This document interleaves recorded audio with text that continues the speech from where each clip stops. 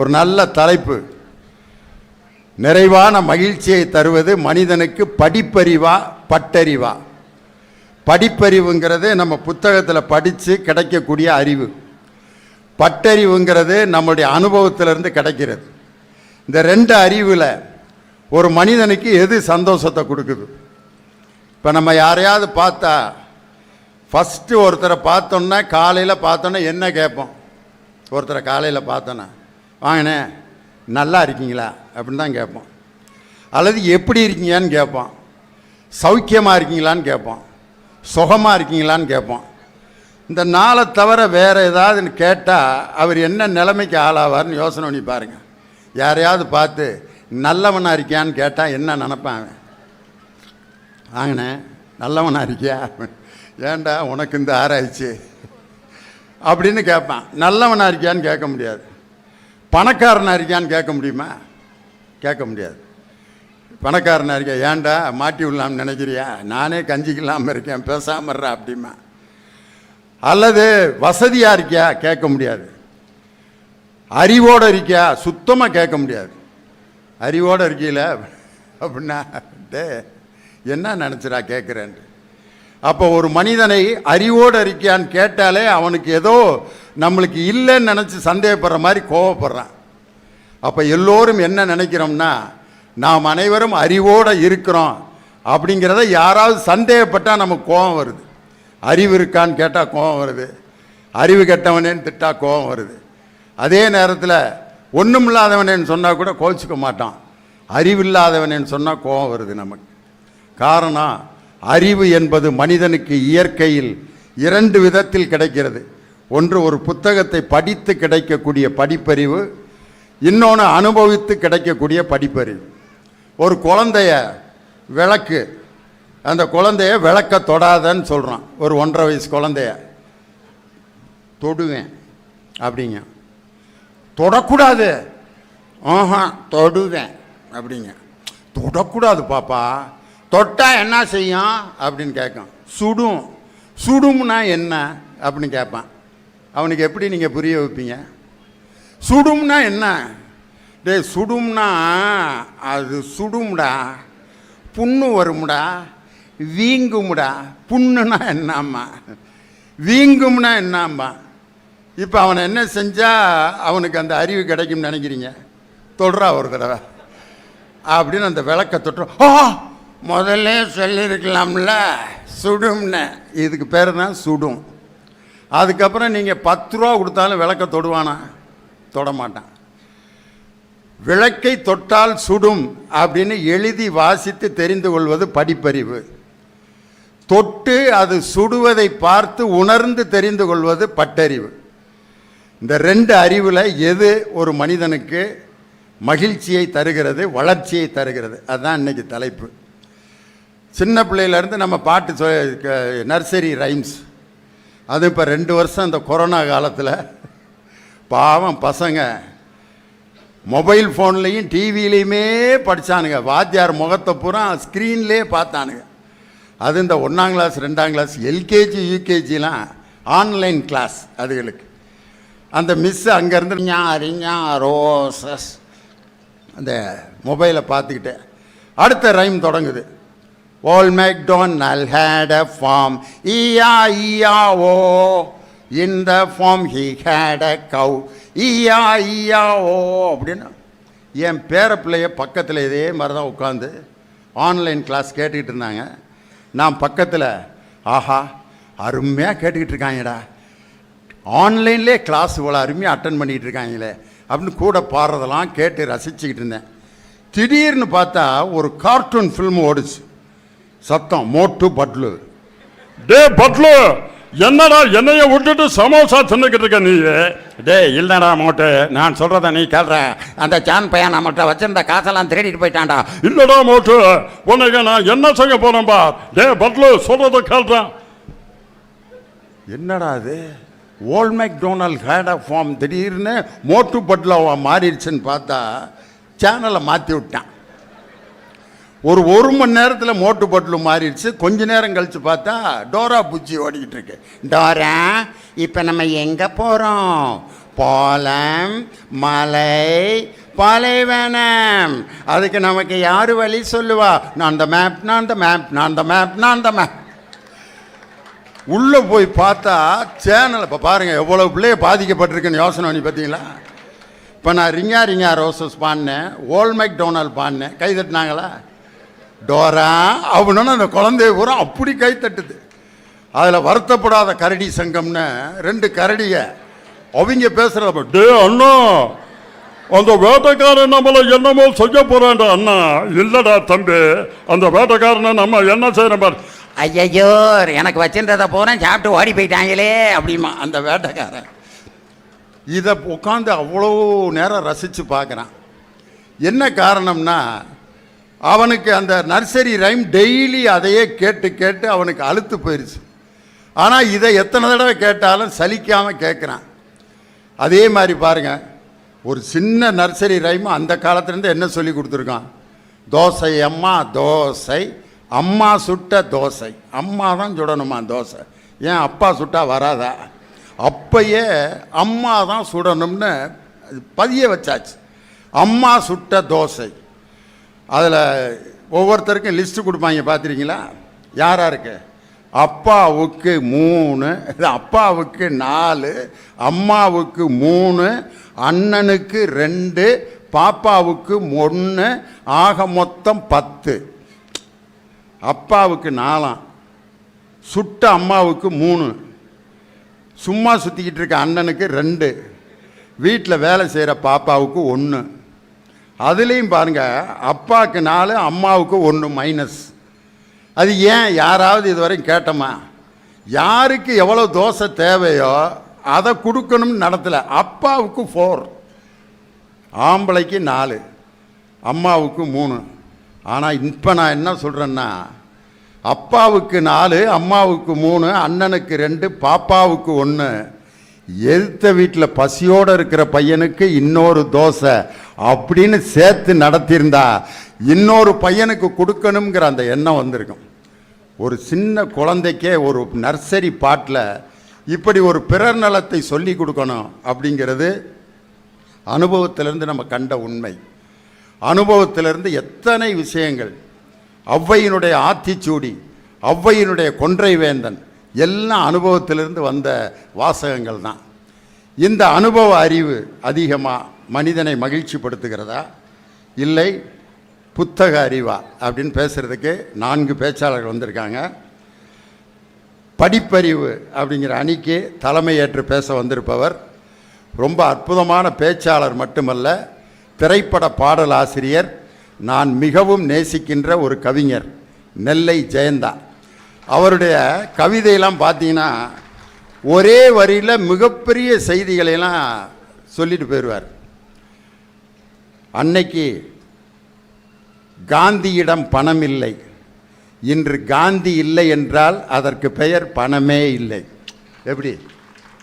அன்னைக்கு மகாத்மா காந்திகிட்ட பணமே இல்லை, இன்னைக்கு காந்தி இல்லைன்னா அதுக்கு பேர் பணமே இல்லை. காந்தியினுடைய படம் ரூபா நோட்டில் இருக்குங்கிறத ரொம்ப அருமையாக சொல்லுவார். அதை விட இன்னொன்று சொல்லுவார், கடிகாரத்தை பற்றி. நாங்கள் தெருவில் நிற்கிறோம், மிகப்பெரிய கோபுரங்களில் இருக்கிறோம், வீட்டின் சுவர்களில் இருக்கிறோம், மனிதனுடைய கைகளில் இருக்கிறோம். எந்த இடத்தில் இருந்தாலும் நாங்கள் இயக்கத்தை மட்டும் மாற்றுவதே இல்லை. ஒரு மனிதன் எந்த இடத்தில் இருந்தாலும் அவன் அவனாகவே இருந்தால்தான் அவன் சரியாக ஓடிக்கொண்டிருக்கிறான் என்று பொருள். ஒரு கடிகாரத்தை வச்சு கவிதை. இப்படி ஆற்றல் மிக்க கவிஞர், கவிதையும் சிந்தனையும் கலந்து பேசக்கூடிய நெல்லை ஜெயந்தா படிப்பறிவேன்னு பேச வந்திருக்காங்க. பட்டறிவேன்னு பேசுகிறதுக்கு உண்மையிலே அதுக்கு அனுபவம் உள்ள ஒருத்தர் ஸ்ரீவில்லிபுத்தூர்லேருந்து வந்திருக்காங்க. பால்கோவாக்கு பேர் போன ஊர். ஸ்ரீவில்லிபுத்தூரில் ஒரு பள்ளியில் தமிழாசிரியராக பணியாற்றி கொண்டிருக்கக்கூடிய என்னுடைய அருமை சகோதரி இந்திரா ஜெயச்சந்திரன் ரொம்ப அருமையாக பேச வந்திருக்காங்க. இவங்களுடைய பேச்சு பார்த்தீங்கன்னா அந்த மதுரை ஸ்லாங் அப்படியே இருக்கும். மதுரையிலேருந்து அங்கிட்டு திருநெல்வேலிக்கு போகிற அந்த இடையில ஒரு கேப்பம்ல சொல்கிறோம்ல இப்போ என்ன அடிமை. மதுரைக்காரன் மட்டும்தான் அந்த 3 டென்ஸையும் கலந்து ஒரு டென்ஸில் பேசுவான். Present tense, past tense, future tense. 3 டென்ஸையும் கூட்டி ஒரு புது டென்ஸு மதுரைக்காரன் கண்டுபிடிச்சது. என்னடா படிக்கிறியா அப்படின்னா படிக்கிறேங்க, நான் ப்ரெசன்ட் டென்ஸ். படிச்சுட்டேன் பாஸ்ட் டென்ஸ். படிக்க போகிறேன் ஃப்யூச்சர் டென்ஸ். மதுரைக்காரன்ட்ட படிக்கிறியா மாப்பிள்ள அப்படின்னா படிப்போம்ல அப்படிமா.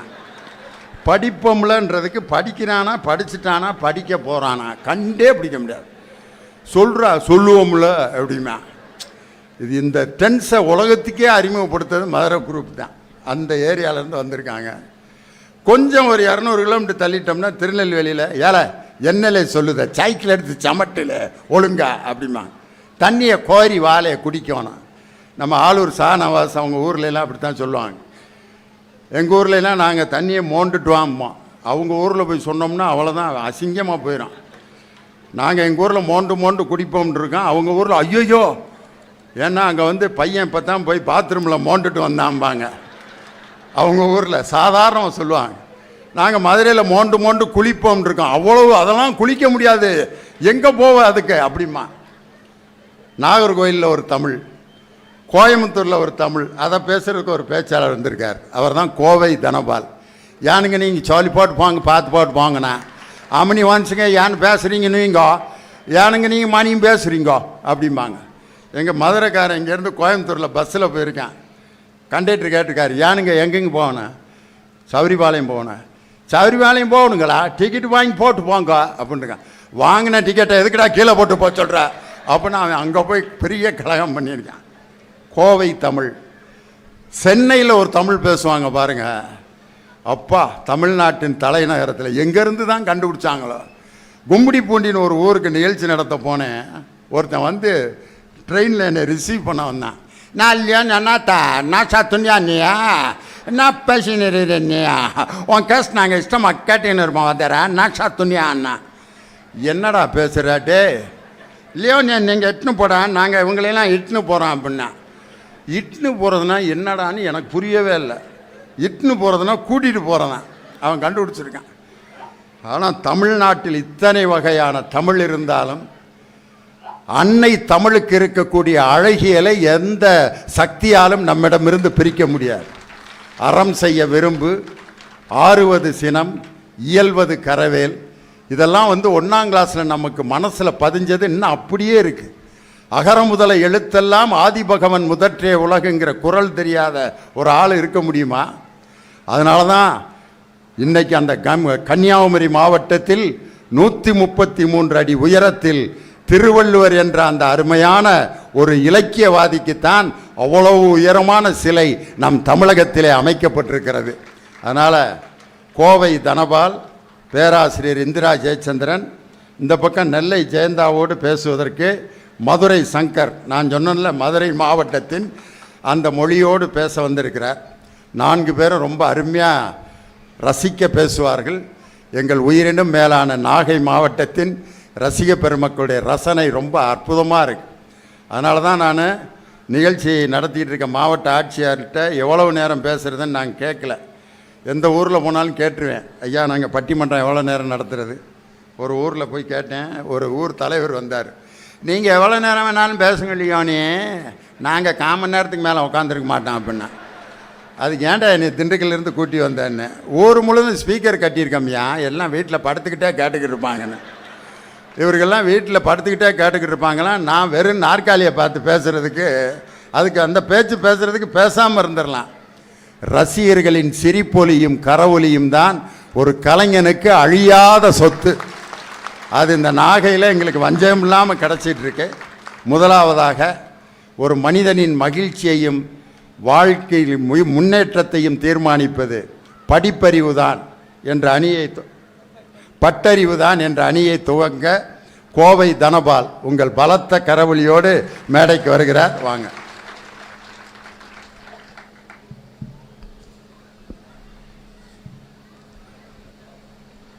கொடுமையும் வறுமையும் கூடையிலே கொட்டிவை, கொடுமையும் வறுமையும் கூடையிலே கொட்டிவை, கொஞ்ச நெஞ்ச பயம் இருந்தால் மூளையிலே கட்டிவை, நெடுங்கவளை தீர்ந்ததென்று நெஞ்சிலே எழுதி ஒட்டிவை, நெருஞ்சி காட்டை அழித்து அதில் நெல் விதைகளை நட்டுவை என்ற பட்டுக்கோட்டையின் வைர வரிகளை தொட்டு வணங்கி எனது உரையை தொடங்குகின்றேன். எல்லா திருவிழாக்களிலும் மனிதர்கள் காணாமல் போவார்கள். எல்லா திருவிழாக்களிலும் மனிதர்கள் காணாமல் போவார்கள், ஆனால் புத்தக திருவிழாக்களில் மட்டும்தான் மனிதர்கள் புதிதாக கண்டெடுக்கப்படுகிறார்கள் என்கின்ற வகையிலே அற்புதமாக முதலாவது புத்தக திருவிழாவை நாகை மாவட்டத்தில் சீரோடும் சிறப்போடும் நடத்தி கொண்டிருக்கின்ற மாவட்ட ஆட்சித்தலைவர் அவர்களே, காவல்துறை கண்காணிப்பாளர் அவர்களே, சட்டமன்ற உறுப்பினர் அவர்களே, நல்ல பட்டிமன்றத்திற்கு நடுவர் பொறுப்பேற்றிருக்கின்ற தமிழக அரசால் கலைமாமணி விருது பெற்றிருக்கின்ற நகைச்சுவை தென்றல் அவர்களே, எண்ணணியிலும் எதிரணியிலும் பேச வந்திருக்கின்ற அறிஞர் பெருமக்களே, உங்கள் அத்தனை பேருக்கும் எனது முதற்கண் வணக்கத்தை தெரிவித்துக் கொண்டு நான் பட்டிமன்றத்துக்குள்ளே வருகின்றேன். நடுவர் அவர்களே, நிறைவான வாழ்வை தீர்மானிப்பது என்பது படிப்பறிவா பட்டறிவா என்கின்ற கேள்வியை கொடுத்திருக்கிறீர்கள். ஒரு புத்தக திருவிழாவிலே படிக்க வேண்டாம், படிப்பறிவு தேவையில்லை என்று பேசுவதற்காக நாங்கள் வரவில்லை. ஆனால் படிப்பறிவு நமக்கு நிறைவான வாழ்வை தருமா என்கின்ற சிந்தனையோடு என்னுடைய உரையை தொடங்கலாம் என்று ஆசைப்படுகின்றேன். கண்ணதாசன் அவர்கள் இறைவனிடம் பேசுவது போல ஒரு கவிதை வாசிப்பார். பிறப்பு என்பது யாதென கேட்டேன், பிறந்துபார் என்றான் இறைவன். படிப்பு என்பது யாதென கேட்டேன், படித்துப்பார் என்றார் இறைவன். அன்பு என்பது யாதென கேட்டேன், அழித்துப்பார் என்றார் இறைவன். பண்பு என்பது யாதென கேட்டேன், பகிர்ந்துபார் என்றான் இறைவன். பிள்ளை என்பது யாதென கேட்டேன், பெற்றுப்பார் என்றான் இறைவன். சரி, இறப்பு என்பது யாதென கேட்டேன், இறந்துபார் என்றான் இறைவன். அத்தனையும் அனுபவித்தே நான் தெரிந்து கொள்ள வேண்டும் என்று சொன்னால் நீ யார் என்று கேட்டதற்கு அந்த அனுபவமே நான் தான் என்று இறைவன் சொன்னதாக கவியரசு கண்ணதாசன் அவர்கள் அழகாக சொல்லுவார்கள். ஆக அனுபவ கல்வி என்பது, பட்டறிவு என்பது இறைவனுக்கு நிகரானது என்கின்ற வாதத்தை தான் நாங்கள் முன்வைக்கிறோம். நடுவர் அவர்களை, படிப்பறிவுக்கும் பட்டறிவுக்கும் உள்ள வித்தியாசம் என்ன தெரியுமா? மகாத்மா காந்தியை படித்தால் 10 மதிப்பெண்கள் கிடைக்கும். மகாத்மா காந்தியை படித்தால் 10 மதிப்பெண்கள் கிடைக்கும். மகாத்மா காந்தி எப்படி வாழ்ந்தார் என்று சிந்தித்தால் நமக்கு வாழ்க்கை பிரகாசமாக வாழ்வாங்கு வாழலாம். இதுதான் உண்மை. நடுவர் அவர்களே, நீங்கள் யோசிச்சு பாருங்கள். கொஞ்சம் படித்தால் கிளர்க் ஆகலாம், கொஞ்சம் படித்தால் கிளர்க் ஆகலாம், அதிகம் படித்தால் கலெக்டர் ஆகலாம், எதுவும் படிக்கவில்லை என்று சொன்னால் மக்களாகலாம். ஆனால் இந்த 3 பேரையும் பட்டறிந்து படித்தால் முதல்வராகலாம் என்கின்ற சிந்தனையைத்தான் இந்த மன்றத்திலே நான் பதிவு செய்கிறேன். நீங்கள் யோசிச்சு பாருங்கள். பட்டறிவு என்பது சாதாரண விஷயம் அல்ல. நான் படிக்க வேண்டாம் என்று மீண்டும் சொல்லவில்லை, படிக்க வேண்டும். படித்தால் அவர்களுக்கு மட்டும் மகிழ்ச்சியை கிடைக்கும். படித்தால் அவன் சம்பாதிப்பான், சம்பாதித்தால் அவன் மகிழ்ச்சியாக இருப்பான். அவ்வளவுதான் படிப்பறிவு. ஆனால் பட்டறிவு என்பது என்ன தெரியுமா? தான் பட்டதை அறிந்து பிறருக்கு சொல்லித் தருவது, இந்த சமுதாயத்திற்கு பயனுள்ளதாக மாற்றுகின்ற பொழுதுதான் நிறைவான வாழ்வு கிடைக்கும் என்பதுதான் எங்களுடைய வாதம். இன்னும் எளிமையாக சொல்லுகிறேன் நடுவர் அவர்களே, ஒரு படித்த டாக்டர் ஐசியூவில் ஒரு நோயாளிக்கு செக்அப் பண்ணிட்டு இருக்கிறாரு. அந்த நோயாளி பதறிட்டு, டாக்டர் எனக்கு ஒண்ணுமே இல்லை, எதுக்கு ஐசியூவில் வச்சிருக்கிறீங்க அப்படின்னாரு. அவர் சொன்னார், உனக்கு ஒண்ணுமே இல்லை வேண்டா சொன்னது, உனக்கு அண்ணா நகர்ல 2 பங்களா இருக்கு, அடையாறுல 3 பிளாட் இருக்குது, எனக்கு தெரியும், கம்முனு படுறானாரு. நான் சிரிப்பதற்காக சொல்லவில்லை. படிப்பறிவு எந்த நோக்கத்தோடு இருக்கிறது என்பதை புரிந்து கொள்ளுங்கள். ஆனால் பட்டறிவு என்ன தெரியுமா? தன்னுடைய 90 வயதிலே தான் கற்றதை, தன்னுடைய 50 ஆண்டு காலமாக அரசியல் வாழ்க்கையிலே நாம் படித்ததை தலைவர் கலைஞர் என்ன செய்தார் தெரியுமா? ஏழை மக்களும் உயர் சிகிச்சை பெற வேண்டும் என்பதற்காக காப்பீட்டு திட்டத்தை கொண்டு வந்தாரே, அதுதான் பட்டறிவு. நடுவர் அவர்களே, நீங்கள் சிந்தித்து பாருங்கள். நீங்க கரஸ்பாண்டன்ஸ் கோர்ஸ்ல நீச்சல் பயிற்சி பழகினா நீச்சல் அடிச்சிட முடியுமா? அவர்கள் இருவரும் பேசுவது அப்படித்தான் இருக்கிறது. கரஸ்பாண்டன்ஸ் கோர்ஸ்ல நீச்சல் பயிற்சி எப்படி அடிக்க வேண்டும் என்று படித்தால் நீச்சல் அடிக்க முடியாது. கிணத்திலேயோ குளத்திலேயோ கீழே விழுந்து தப்பிக்கிறதுக்கு முயற்சி செய்கின்ற பொழுதுதான் சிறப்பாக நீச்சல் பயிற்சி அடிக்க முடியும் என்பதை நீங்கள் புரிந்து கொள்ள வேண்டும். படித்தவன் ஏதாவது ஒரு காரணத்தையே சொல்லிட்டு இருப்பான். நடுவர்களே, என்ன சொல்லுவாங்க தெரியுமா? நான் உப்பு விற்க போனேன், மழை கொட்டுன்னு கூட்டுது. நான் மாவு விற்க போனேன், காத்துக்கு அடியோ அடின்னு அடிக்குது, அதனால நான் ஒன்றும் செய்யலன்றுவாங்க. படித்தவனுக்கு அவ்வளவுதான் காரணம் தெரியும். ஆனால் படிக்காதவன் என்ன செய்வான் தெரியுமா? காற்றடித்தால் மாவு விற்க முடியாது, மழை பெய்தால் உப்பு வைக்க முடியாது, இரண்டையும் கலக்கி போண்டா செய்தால் நாம் பிழைத்துக் கொள்ளலாம் என்று ஒரு சாதாரண பாமரன் கண்டுபிடிப்பான். நான் நகைச்சுவைக்காக சொல்லவில்லை. கர்னல் மலை அடிவாரத்திலே பஜ்ஜியும் சொஜ்ஜியும் செய்து வித்தவன் தான் இந்த இந்தியாவினுடைய தலை சிறந்த பணக்காரனாக விளங்கிய திருபாய் அம்பானி என்பதை இந்த மன்றத்திலே பதிவு செய்கிறேன். ரோட்ல துணியை கட்டிட்டு ரோட்ல துணி வியாபாரம் செய்தார் அம்பானி. கடல் கடந்து போய் பெட்ரோல் பங்கில் பெட்ரோல் நிரப்புகின்ற சிறுவனாக பணிபுரிந்தார். இதெல்லாம் தன்னுடைய இளமை பருவத்திலே கற்ற கல்வி, பட்டறிந்த அறிவு பின்னாளில இந்தியாவிலே பெட்ரோலிய துறையிலும் ஜவுளித்துறையிலும் தொழில்துறையிலும் சிறந்து விளங்கி இந்தியாவினுடைய முதல் பணக்காரனாக விளங்க முடிந்தது என்று சொன்னால், படித்தவன் செய்ய முடியாத காரியத்தை பட்டறிவால் ஒரு மனிதன் சாதித்திருக்கிறான் என்று சொன்னால் இதுதான் நிஜம் நடுவர்களே. நீங்க படிப்பறிவு பட்டறிவுக்கு நல்ல வித்தியாசம் கேளுங்க. நாங்கெல்லாம் நிறைய படிச்சு பட்டிமன்றத்தில் பேசுறோங்க. நைட்டில் கிராமத்துக்கு பட்டிமன்றம் போவோம். நான் போயிருந்த ஒரு பையன் கேட்டா, என்ன சார் ஊரா போய் பட்டிமன்றம் பேசுறீங்களே, நான் ஒரு கேள்வி கேட்கற சொல்ல முடியுமா? நான் சொல்லுடா அப்படின்னு. ஒரே ஒரு கேள்வி சார், சொல்லு. 10 மணிக்கு ஒரு மாட்டுக்கு தீனி போடுறோம், 12 மணிக்கு ஒரு மாட்டுக்கு தீனி போடுறோம், எந்த மாடு சார் முன்னாடி சாணி போடும்னா? சரி, நான் தமிழ் வாத்தியாரா, கணக்கு சரியா தெரியாது, சொல்லுங்க சார், உலகம் பூரா போய் பட்டிமன்றம் பேசுறீங்களேண்ணா. கணக்கு போட்டேன். சரி, 10 மணிக்கு சாப்பிட்றதானே முதல்ல ஜீரணமாயி போடும்ட்டு, டே 10 மணிக்கு சாப்பிட்ற மாடு தாண்டா முன்னாடி சாணி போடணும். உங்களை எல்லாம் பட்டிமன்றம் பேச கூப்பிடுறாங்க பாரு. 10 மணிக்கு தின்னாலும் 12 மணிக்கு தின்னாலும் எல்லா மாடு பின்னாடி தாயா சாணி போடும்னா. நடுவரில் நீங்கள் யோசனை பண்ணி பாருங்க. நகைச்சுவைக்காக சொல்லுவதில்லை. பட்டறிவு என்பது அசாத்தியம். மெத்த படித்த அவ்வை பாட்டிக்கு ஒரு மாட்டுக்கார வேளன் என்ன செய்தான் தெரியுமா? பாட்டி, உனக்கு சுட்ட பழம் வேண்டுமா சுடாத பழம் வேண்டுமா என்று கேட்ட பொழுது பாட்டி சொன்னா, எனக்கு சுடாத பழம் போடுப்பா சாப்பிடணும்னாரு. சரின்ட்டு நாவல் பழத்தை உலுக்கினார். மண் ஒட்டியது. மண் ஒட்டி இருக்குதுன்னு பாட்டி ஊதுனா ஃபுன்ட்டு. மாட்டுக்கார வேளன் கேட்டான், சுடாத பழம் என்று கேட்டாய், பழம் என்ன சுடுகிறதா என்று கேட்டார். நீங்கள் சிந்தித்து பாருங்கள். மெத்த படித்தவர்களை விட பட்டறிவிலே சிறந்து விளங்குவர் இந்த நாட்டிலே ஏலோச்சிய செய்திருக்கிறார்கள் என்பது நிதர்சனம். சி. சுப்பிரமணியம் நம்ம தமிழகத்தினுடைய முதல் பினான்ஸ் மினிஸ்டர், அதிகம் படித்தவர். அவரிடம் கேட்டார்கள் ஒரு கேள்வி. நிருபர் சுப்பிரமணியம் அவர்களை பார்த்து கேட்டார்கள், நீங்கள் மெத்த படித்தவர்கள், ஆனால் படிக்காத காமராஜருடைய அமைச்சரவையிலே இருக்கிறீர்கள், உங்களுக்கு சங்கடம் இல்லையா என்று கேட்டபொழுது சி. சுப்பிரமணியம் அளித்த பேட்டியை தான் இப்பொழுது செய்தியாக சொல்லுகிறேன். சுப்பிரமணியம் சார் என்ன சொன்னார் தெரியுமா? நான் காமராஜருடைய அமைச்சரவையிலே இருப்பதற்கு நான் பெருமை அடைகிறேன். ஏனென்று சொன்னார், அவர் புத்தக படிப்பை படிக்காத முதலமைச்சராக இருக்கலாம், ஆனால் பட்டறிவிலே அவருக்கு நிகர் தமிழகத்திலே யாருமே கிடையாது என்று அவர் உயர்த்தி சொன்னார். ஒரு சம்பவம் சொல்லுங்கள் என்று 1000 சம்பவங்களை சொல்லலாம், ஒரு சம்பவத்தை சொல்லுகிறேன் என்று சொன்னார். கேரளாவிலிருந்து தமிழ்நாட்டுக்கு தண்ணீர் விடமாட்டிருக்கிறார்கள், அதனால் PW2 இன்ஜினியர்ஸ் பேச்சுவார்த்தை நடத்தி இருக்கிறாங்கன்னு சொன்னாரு. காமராஜர் கேட்டார், பேச்சுவார்த்தைன்னு என்ன சார்? முதல்ல கீழ்மட்டத்திலிருந்து பேசுவாங்க, அப்புறம் உயர் மட்டத்திலிருந்து பேசுவாங்க, அப்புறம் இந்த பிஏ அந்த பிஏ பேசுவாங்க, அப்புறம் மினிஸ்டர்ஸ் பேசுவாங்க, அப்புறம் தான் தமிழ்நாடு கேரளா சிஎம் எல்லாம் பேசணும். என்னது இத்தனை பேர் பேசி எப்ப தமிழ்நாட்டு மக்களுக்கு தண்ணி வர்றது? எடு போகணும்னு அடிப்பா அவருக்குன்னு எடுத்து அடிச்சாரு. எடுத்து பேசினார். யாரு? நம்பூதிரி. பார்த்தா நான் காமராஜர் பேசுறேன். என்னையா நீ என்ன நினைச்சிட்டு இருக்கிற? நீ என்ன தண்ணி விட மாட்டேன்னு சொன்னியாமா? அப்படியாம இப்படியானா? அவர் சொன்னார், முதல்ல திட்டுறது நிறுத்துங்க, என்ன விஷயம் சொல்லுங்க. இல்ல தமிழ்நாட்டுக்கு தண்ணி விட மாட்டேன்னு சொன்னியாமா? என்னமா கவர்மெண்ட் ஆபீஸ் பேச்சுவார்த்திட்டு இருக்கிறாங்களாமா? அவங்க 58 வருஷம் ரிட்டையர்ட் ஆகிற வரைக்கும் பேசுவானுங்க. நீ அப்படியெல்லாம் இருக்கக்கூடாது, உடனே நீ தண்ணி விடுற, நான் உனக்கு கரண்ட் கொடுக்குறேன்னாரு. நம்பூதிரி பார்த்து ஒரே வார்த்தை சொன்னாரு, நீங்க பாண்ட் எழுதி அனுப்புங்க, நான் படிச்சே பார்க்காம கையெழுத்து போடுறேன் என்று கேரள முதலமைச்சர் காமராஜருக்கு சொன்னார் என்று சொன்னால் நீங்கள் சிந்தித்து பாருங்கள் நடுவர்களே. நான் நிறைவு செய்து கொள்ளுகிறேன். படிப்பறிவு முக்கம் இல்லை. ஒரு பாடல் ஒன்று, சினிமா பாடல். பாடறியேன் படிப்பறியேன் பள்ளிக்கூடம் நான் அறியேன், ஏடறியேன் எழுத்தறியேன் 8 வகை நான் அறியேன் ஒரு பாடல் வரு. நான் எதற்காக அந்த பாடல் வருகிறேன் சொல்லேன்னா, படித்து சரிசமமாக சங்கீதம் படிக்காத SP பாலசுப்ரமணியம் தான் தமிழகத்தில் இருக்கின்ற லட்சோப லட்ச இதயங்களை கொள்ளையடித்திருக்கிறார் என்று சொன்னால், படிப்பு முறையாக படிக்க வேண்டும் என்பது தேவையில்லை. தான் பட்ட கஷ்டங்களையும் தான் சந்தித்த செயல்பாடுகளையும் வைத்து எத்தனையோ ஜெயித்திருக்கிறார்கள். SP பாலசுப்ரமணியம் மட்டுமில்ல, கண்ணதாசன் மட்டுமில்ல, ஒப்பனை வகுப்புக்கு போகாத, கூத்துப்பட்டறைக்கு போகாத சிவாஜி கணேசன் மட்டுமில்ல, 10ஆம் வகுப்பு தாண்டாத கலைஞர் மட்டுமில்ல, பெரியார் மட்டுமில்ல, எத்தனையோ தலைவர்கள் இந்த தேச நலனுக்காக சமூகத்துக்காக பாடுபட்டு இருக்கிறார்கள் என்று சொல்லி ஒற்ற வரியிலே சொல்லி நிறைவு செய்கிறேன் நடுவர் அவர்களே.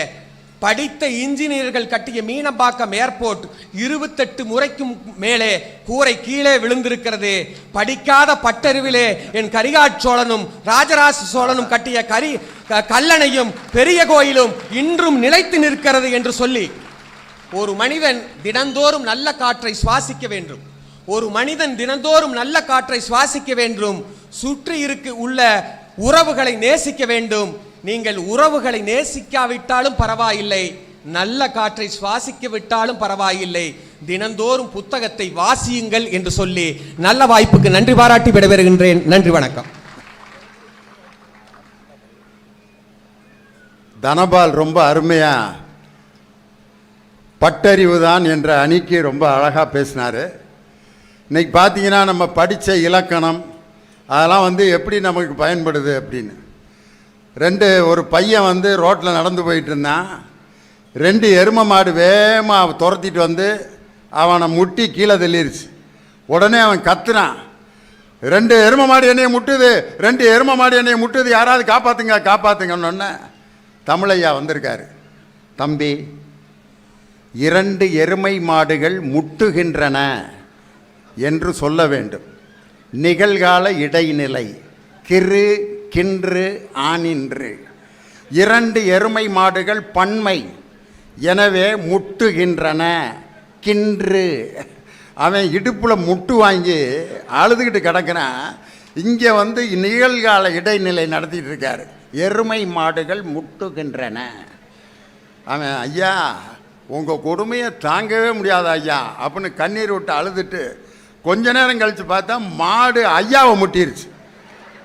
தமிழையா கீழே விழுந்துட்டு, டே மாடு முட்டுதுரா, 2 மாடு என்னை முட்டுதுறான்னு. ஐயா 2 மாடுகள் முட்டுகின்றன. ஐயோ, எனக்கு நான் நடத்தின இலக்கணத்தை எனக்கே நடத்துகிறானேன்.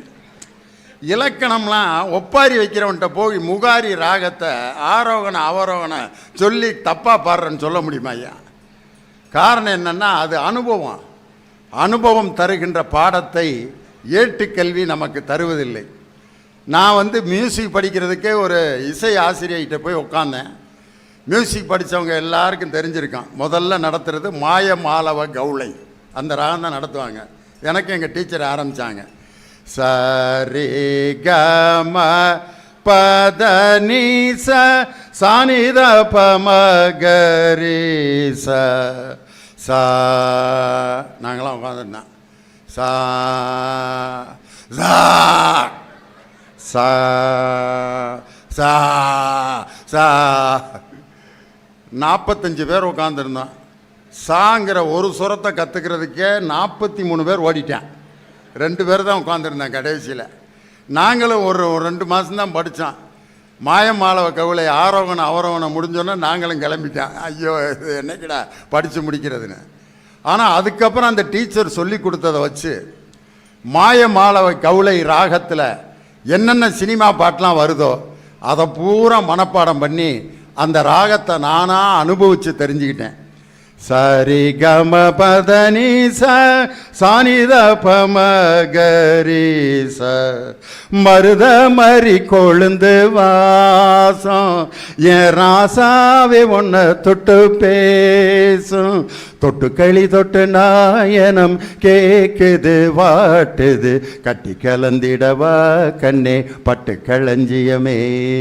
தொட்டு குலவிடவா கண்ணே மொட்டு திரவியமே. வேதம் நீ இனிய நாதம் நீ வானம் இடி இடிக்க மத்தளங்கள் சத்தமிட ராசாத்தி ரோசாப்பு முடிச்ச மாலதான். சரிகம பதனி சானித பமகரீசா. டீச்சர் சொல்லி கொடுத்த படிப்பறிவை விட நாம் பாட்டை கேட்டு தெரிஞ்சுக்கிட்ட அந்த பட்டறிவு இருக்கு பார்த்தீங்களா, அதை வச்சு தான் இன்றைக்கி உங்கள்கிட்ட நான் பேசிக்கிட்டு இருக்கேன் மாய மாலவ கவிளை ராகத்தை. அப்போ பட்டறிவு எவ்வளோ முக்கியம் தனபால் பேசிட்டார். இதற்கு பதில் சொல்லணும். கோவைக்கு பதில் சொல்ல மதுரை.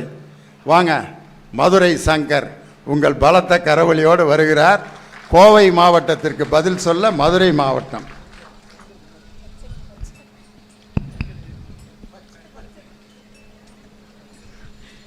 அன்னை தமிழை வணங்கி ஆன்றோர் நிறைந்திருக்கிற இந்த அவையையும் வணங்கி உண்மையிலேயே நல்லதொரு புத்தக திருவிழாவை மிகச் சீரோடும் சிறப்போடும் ஏற்பாடு செய்திருக்கக்கூடிய பேரன்பு மிக்க பெரியோர்கள் உங்கள் அத்துணை பேருக்கும் எங்களது மனமார்ந்த நன்றியையும் வணக்கத்தையும் சொல்லிக்கொண்டு, அன்பிற்குரியவர்களே,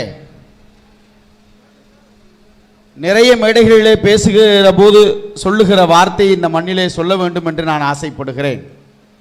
இந்துவாக ஒருவன் பிறந்திருந்தால் அவன் ஒரு முறையாவது காசிக்கு சென்றிருக்க வேண்டும். இல்லை என்று சொன்னால் தமிழ்நாட்டிலே இருக்க ராமேஸ்வரத்திற்காவது ஒரு முறை சென்றிருக்க வேண்டும். கிறிஸ்தவனாக ஒருவன் பிறந்திருந்தால் அவன் ஒரு முறையாவது ஜெருசலம் சென்றிருக்க வேண்டும். இல்லை என்று சொன்னால் நமக்கு மிக அருகிலே இருக்கிற அன்னை வேளாங்கண்ணிக்காவது சென்றிருக்க வேண்டும். இஸ்லாமியனாக ஒருவன் பிறந்திருந்தால் அவன் ஒரு முறையாவது மெக்காவிற்கு சென்றிருக்க வேண்டும். இல்லை என்று சொன்னால் அவன் இந்த நாகூர் ஆண்டவர் கோயில் மண்ணிற்காவது வந்திருக்க வேண்டும் என்று பேசுவதுண்டு. ஆனால் இன்றைக்கு காலை நாங்கள் அமர்ந்திருந்த பொழுது எங்களை அதிகாரிகள் எல்லாம் நாகூர் ஆண்டவர் ஆலயத்திற்கு அழைத்து சென்றிருந்தார்கள். உள்ளே போனவுடன் நான் உண்மையிலேயே ஆச்சரியப்பட்ட ஒரு செய்தி, அந்த தலைவர் எங்களிடத்திலே சொன்ன ஒரு செய்தி, நாகூர் ஆண்டவரினுடைய சமாதி மீது போர்த்தப்படுகிற போர்வை இன்னமும் பழனியாண்டி பிள்ளையினுடைய 11வது தலைமுறை கொடுக்கிற போர்வைதான் என்று அவர் சொன்ன பொழுது என் மனதிலே எழுந்த ஒரு சிந்தனை, ஒருவன் இந்தியனாக பிறந்திருந்தால் அவன் ஒரு முறையாவது இந்த நாகூர் மண்ணை மிதித்திருக்க வேண்டும் என்கிற மிக பெருமையோடு இந்த மண்ணிலே நான் பேச ஆசைப்பட்டிருக்கிறேன். உண்மையிலே இந்த நாகை மாவட்டம் ஒரு மத ஒற்றுமைக்கான ஒரு அற்புதமான மாவட்டம். காரணம் என்னன்னா, இங்கு வரக்கூடிய எல்லா மதத்தினரும் நாகூர் தர்காவுக்கும் செல்கிறார்கள், வேளாங்கண்ணி ஆரோக்கிய மாதா கோயிலுக்கும் செல்கிறார்கள், காரைக்கால் அம்மையாரையும் தரிசித்து விட்டு செல்கிறார்கள்.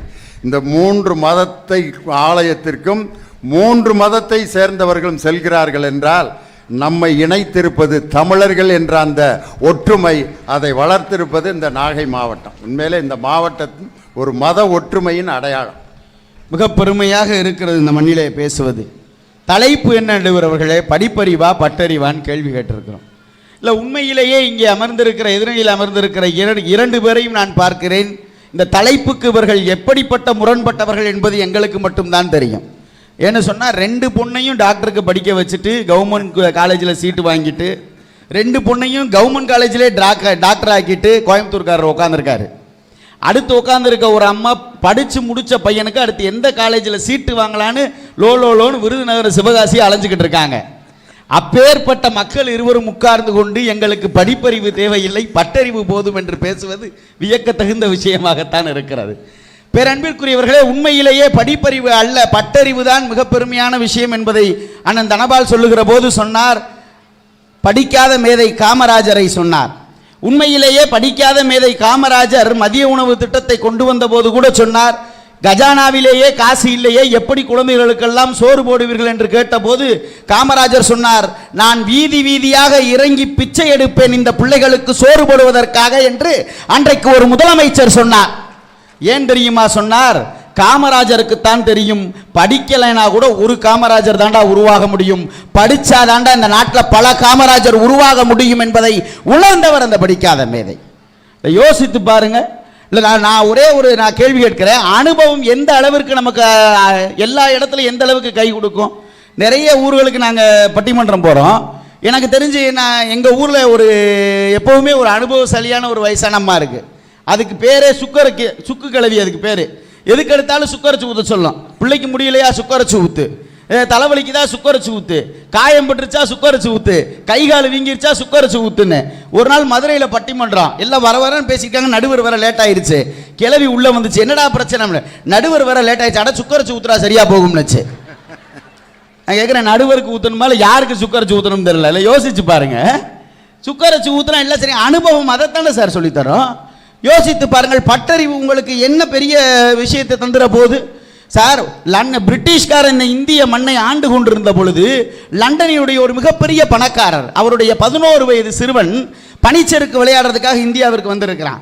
பனிச்சறுக்கு விளையாண்டுகிட்டு இருக்கையிலே அந்த பனிச்சறுக்கினுடைய பள்ளத்தில் தண்ணிக்குள்ளே விழுந்துட்டானா. விழுந்து அவனை யார் காப்பாத்துறதுன்னு தெரியல. தண்ணி அவ்வளவு குளிர்ச்சியா இருக்கு. யாரா காப்பாத்துறது? எல்லாரும் நின்றுக்கிட்டு இருக்காங்க. வேகமா அந்த தகப்பனார் ஓடி வர்றார், தான் பிள்ளை யாருமே காப்பாத்தலன்னு. அங்க மாடு மேய்ச்சிக்கிட்டு இருந்த ஒரு பையன் குளிரையும் பொருட்படுத்தாம உள்ள குதிச்சு காப்பாத்திட்டான். தூக்கி காப்பாற்றி உசுரை காப்பாற்றி பக்கத்தில் படுக்க போட்டிருக்கான். உண்மையிலேயே ஒரே மகன். அந்த மிகப்பெரிய பணக்காரன் அந்த சிறுவனிடம் கெஞ்சி அழுது சொன்னாராம், உனக்கு நான் என்னையா செய்யணும்? ஒரே பிள்ளை நீ காப்பாற்றிருக்க, உனக்கு என்ன செய்யணும்? கார் வேணுமா, வீடு வேணுமா, பங்களா வேணுமா, என்ன வேணும்னு கேட்டார். அந்த பையன் சொன்னா, அதெல்லாம் எதுவும் வேணாம் சார், என்னை படிக்க மட்டும் வச்சிருங்கண்ணா, என்னை படிக்க மட்டும் வச்சிருங்க சார். நான் உன்னோட வாழ்நாள் முழுக்க உனக்கு படிப்பு செலவு அத்தனையும் நான் ஏற்றுக்கிறேன்னாராம். 2 பிள்ளைகளும் வளருது, பெரிய ஆளாகுது. அந்த பணக்காரனுடைய பிள்ளை தான் இங்கிலாந்து அரசினுடைய பிரதமராக ஆகிறார். அந்த பிரதமருக்கு ஒரு மிகப்பெரிய விஷக்காய்ச்சல் வந்துருது. அவரை யாருமே காப்பாற்ற முடியல. 1 மாத காலம் போராடி ஒரு மருத்துவ இளைஞன் காப்பாற்றினான். அப்போதும் அந்த பெரியவர் கூப்பிட்டு சொன்னார், இப்போது உனக்கு என்ன வேணும்னு கேளு அப்படின்னு. அவன் சொன்னா, நான் உன் மகனுடைய உயிர் ஒரு முறை இல்லை 2 முறையும் காப்பாற்றியவன் நான் தான். யாரா நீ? நான் தான் அந்த ஆடு மேய்ச்ச பையன், நீ கொடுத்த பணத்தில் தான் நான் படிச்சு இன்றைக்கு மருத்துவராகி இருக்கிறேன். அந்த 2 பேரும் யாரும் இல்லை சார். இந்த இங்கிலாந்து நாட்டினுடைய மிகப்பெரிய பிரதமர் யார் தெரியுமா? வின்சன் சர்ச்சில் தான் இந்த இங்கிலாந்தினுடைய பிரதமர். அந்த மருத்துவர் யார் தெரியுமா? இந்த உலகத்திற்கே தன்னுடைய படிப்பறிவால் 20 லட்சம் பேருக்கு மேல உயிரை காப்பாற்றிய பென்சிலின் மருந்தை கண்டுபிடித்த அலெக்சாண்டர் பிளெமிங் தான் அந்த மருத்துவர் என்று சொன்னால், ஒருவனுடைய பணத்தை விட படிப்பறிவு தான் இந்த நாட்டிலே பல பேருடைய உயிரை காப்பாற்றி இருக்கிறது. தயவு செய்து சிந்தித்து பாருங்கள். நான் ஒன்னே ஒன்று சொல்றேன், நிகழ்காலத்தில் மட்டுமல்ல, இதிகாச புராணங்களில் கூட யோசித்து பாருங்கள். தன்னுடைய தாய் தண்ணீரிலே விட்ட பொழுது கூட, தன்னுடைய தகப்பன் யார் என்று தன்னை கண்டுகொள்ளாத போது கூட, தன்னுடைய அண்ணன் தம்பிகள் எல்லாம் தனக்கு பகையாளிகளாக இருந்த போது கூட, அத்துணை பேரும் அந்த சபையிலே எதிர்த்து நின்ற போது கூட, கர்ணனை அரசனாக்கியது எது தெரியுமா? அவனுடைய ஞானமும் அறிவும் தான் என்று சொன்னால், படிப்பு ஒன்று மட்டும் இருந்து சொன்னால் யாரும் அவனுக்கு துணை தேவையில்லை. அதனால் தான் வள்ளுவன் எழுதினான், கற்க கசடர கற்பவை கற்றவன் நிற்க அதற்கு தகனா. என்ன படிக்கணுமோ அது தப்பு இல்லாம படுறா, படிச்சபடி நின்றுடான்னா. அந்த குறள்ல மட்டும்தான் அவன் துணை எழுத்தே சேர்க்கல சார். ஏன்னா படிச்சவனுக்கு துணை யாருமே தேவையில்லைன்னு வள்ளுவன் சொன்ன. என்ன யோசித்து பாருங்க. படிப்பறிவு என்பது சாதாரணமான விஷயம் இல்லை சார்.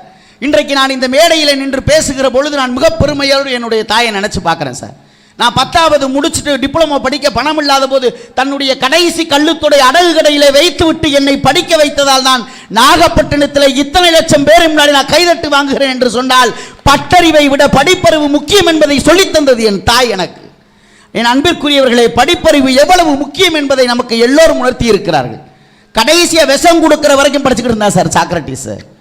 தூக்கு மேடைக்கு போற வரைக்கும் படிச்சுக்கிட்டு இருந்தா உமாநாத். தூக்கு கயிறை முத்தமிடுற வரைக்கும் படிச்சுட்டு இருந்தா சார் பகத்சிங். தன்னுடைய ஒரு புத்தகத்தை படிச்சு முடிக்கணுன்றதுக்காகவே தன்னுடைய அறுவை சிகிச்சையை மறுநாள் வச்சுக்கோங்கன்னு சொன்னார் பேரறிஞர் அண்ணா. தன்னுடைய ஒரு நாள் பயணம் முழுவதையும் படிப்பிலேயே தொலைத்தேன்னு சொன்னார் ஜவஹர்லால் நேரு. சார் படிச்சா மட்டும்தான் சார் இந்த பாரதத்தை இந்த இந்தியா ஆளும்னு சொல்லி படிச்சு படிச்சு சொன்னவர் நம்முடைய ஏபிஜே அப்துல் கலாம் ஐயா அவர்கள் என்பதை தயவு செய்து மறந்து விடார்கள். என் அன்பிற்குரியவர்களே, பட்டறிவை விட படிப்பறிவு தான் நமக்கு எந்த காலத்திலும் உதவும் என்பதை சொல்லி இந்த புத்தக திருவிழா இன்றைக்கு தொடங்கி இருக்கிறது இந்த மண்ணிலே என்று சொன்னால், உண்மையிலேயே இது படிப்பறிவிற்கு போட்டிருக்கிற பிள்ளையார் சுழி என்பதை நீங்கள் எல்லோரும் ஞாபகம் வைத்துக் கொள்ளுங்கள். நன்றி, வணக்கம், விடைபெறுகிறேன். ஆஹா, எனக்கு எங்கள் அம்மா படிக்க வைக்கலைன்னா சங்கர் இந்த இடத்துல பேச முடியாதுன்னு. இதே அனுபவம் எல்லாருக்கும் இருக்கும். நான் ஸ்கூலில் படிக்கும்போதே மேடையில் கச்சேரியில் பாடுவேன் நல்லா. அதுவும் என்னை எந்த வாய்ஸுக்கு கூப்பிடுவாங்கன்னா, யாராலையும் பாட முடியாத குரல் தான் எனக்கு கொடுப்பாங்க. கண்டசாலா குரல், இது ஜேபி சந்திரபாபோட குரல், எஸ்சி கிருஷ்ணனுடைய குரல், இசைஞானி இளையராஜா ரேர் வாய்ஸ் பாடுறது, இந்த மாதிரி வாய்ஸாக தான் கொடுப்பாங்க. எஸ்சி கிருஷ்ணன் பாடுற பாட்டெலாம் சாதாரணமாக யாரும் பாட முடியாது.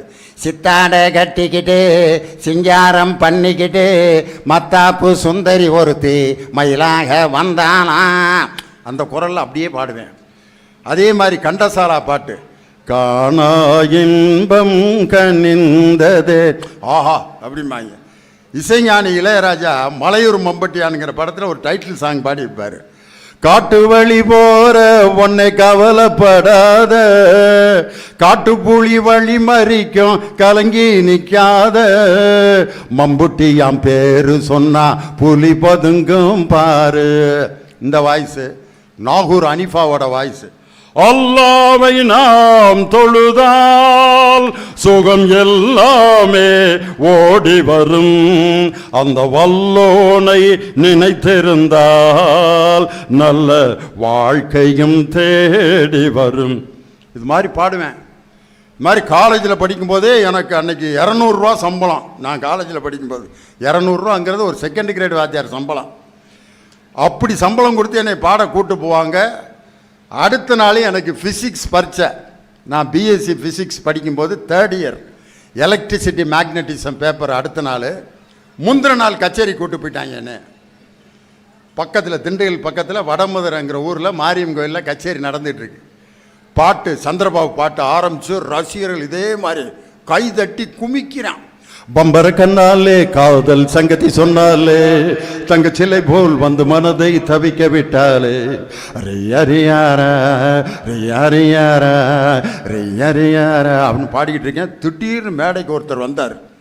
கையை புட்டு செலுத்து சட்டீர்னு ஒரே அரைச்ச. இறங்கிடா கீழே, என்னடா பம்பர கண்ணால போடா அப்படின்னு டவுன் பஸ்ஸில் ஏற்றி கூட்டிகிட்டு போயிட்டார். யாருன்னா எங்கள் அப்பா. அவ்வளவு ரசிகர்களுக்கு மத்தியில் எப்படி இருந்திருக்கேன் எனக்கு. எல்லாரும் கைதட்டி ரசிக்கிற நேரத்தில் இப்படி சப்புன்னு அரைஞ்சு அவமானப்படுத்தி கூட்டு போயிட்டாருன்னு எங்கள் அப்பாவை அப்படியே அடிச்சு பாரு இன்னைக்கு அப்படின்லாம் எனக்கு ஆத்திரம் வந்துச்சு. அன்னைக்கு நைட்டு உட்காந்து படித்து எங்கள் அப்பா பக்கத்தில் உட்காந்து டீயை போட்டு கொடுத்து படுறா, நாளைக்கு பரீட்சை எழுதி முடிச்சுட்டு அப்புறம் போய் பாட போடாமானே அப்படின்னு சொல்லி எங்கள் அப்பா கூடயே உட்காந்து எனக்கு அந்த பரீட்சையில் எழுதி பிஎஸ்சி ஃபிசிக்ஸ் முடித்து பிஎட் முடித்து 33 வருஷம் வாத்தியாராக இருந்ததுனால தான் இன்றைக்கி தமிழ்நாடு பாடநூல் கழக தலைவராக இன்றைக்கி உங்கள் முன்னாடி நான் வந்திருக்க முடிஞ்சு. அதுக்குன்னு பாட்டு பாடுற திறமையை நான் குறைச்சி மதிப்பில்லை. ஆனால் எங்கள் அப்பா அந்த படிப்பு என்ற ஆயுதத்தை என் கையில் கொடுத்ததால் தான் பாட்டும் படிப்பும் கலந்து இன்னைக்கு உங்கள்கிட்ட நான் பேச முடியுது. அந்த படிப்பு என்ற பேஸ் இருக்குது பார்த்தீங்களா, அதை சங்கர் கொடுத்த மாதிரி எங்கள் அப்பா. அந்த படிப்பறிவு தான் ஒரு மனிதனுக்கு சொத்து. அருமையாக சொன்னார். அதுக்கு மறுத்து பேசணும். மதுரைக்கு பதில் சொல்ல ஸ்ரீவில்லிபுத்தூர் இந்த மேடையில் ஒரே பெண்ணாக நின்று தன் கருத்துக்களை வழங்க இந்திரா ஜெயச்சந்திரன்.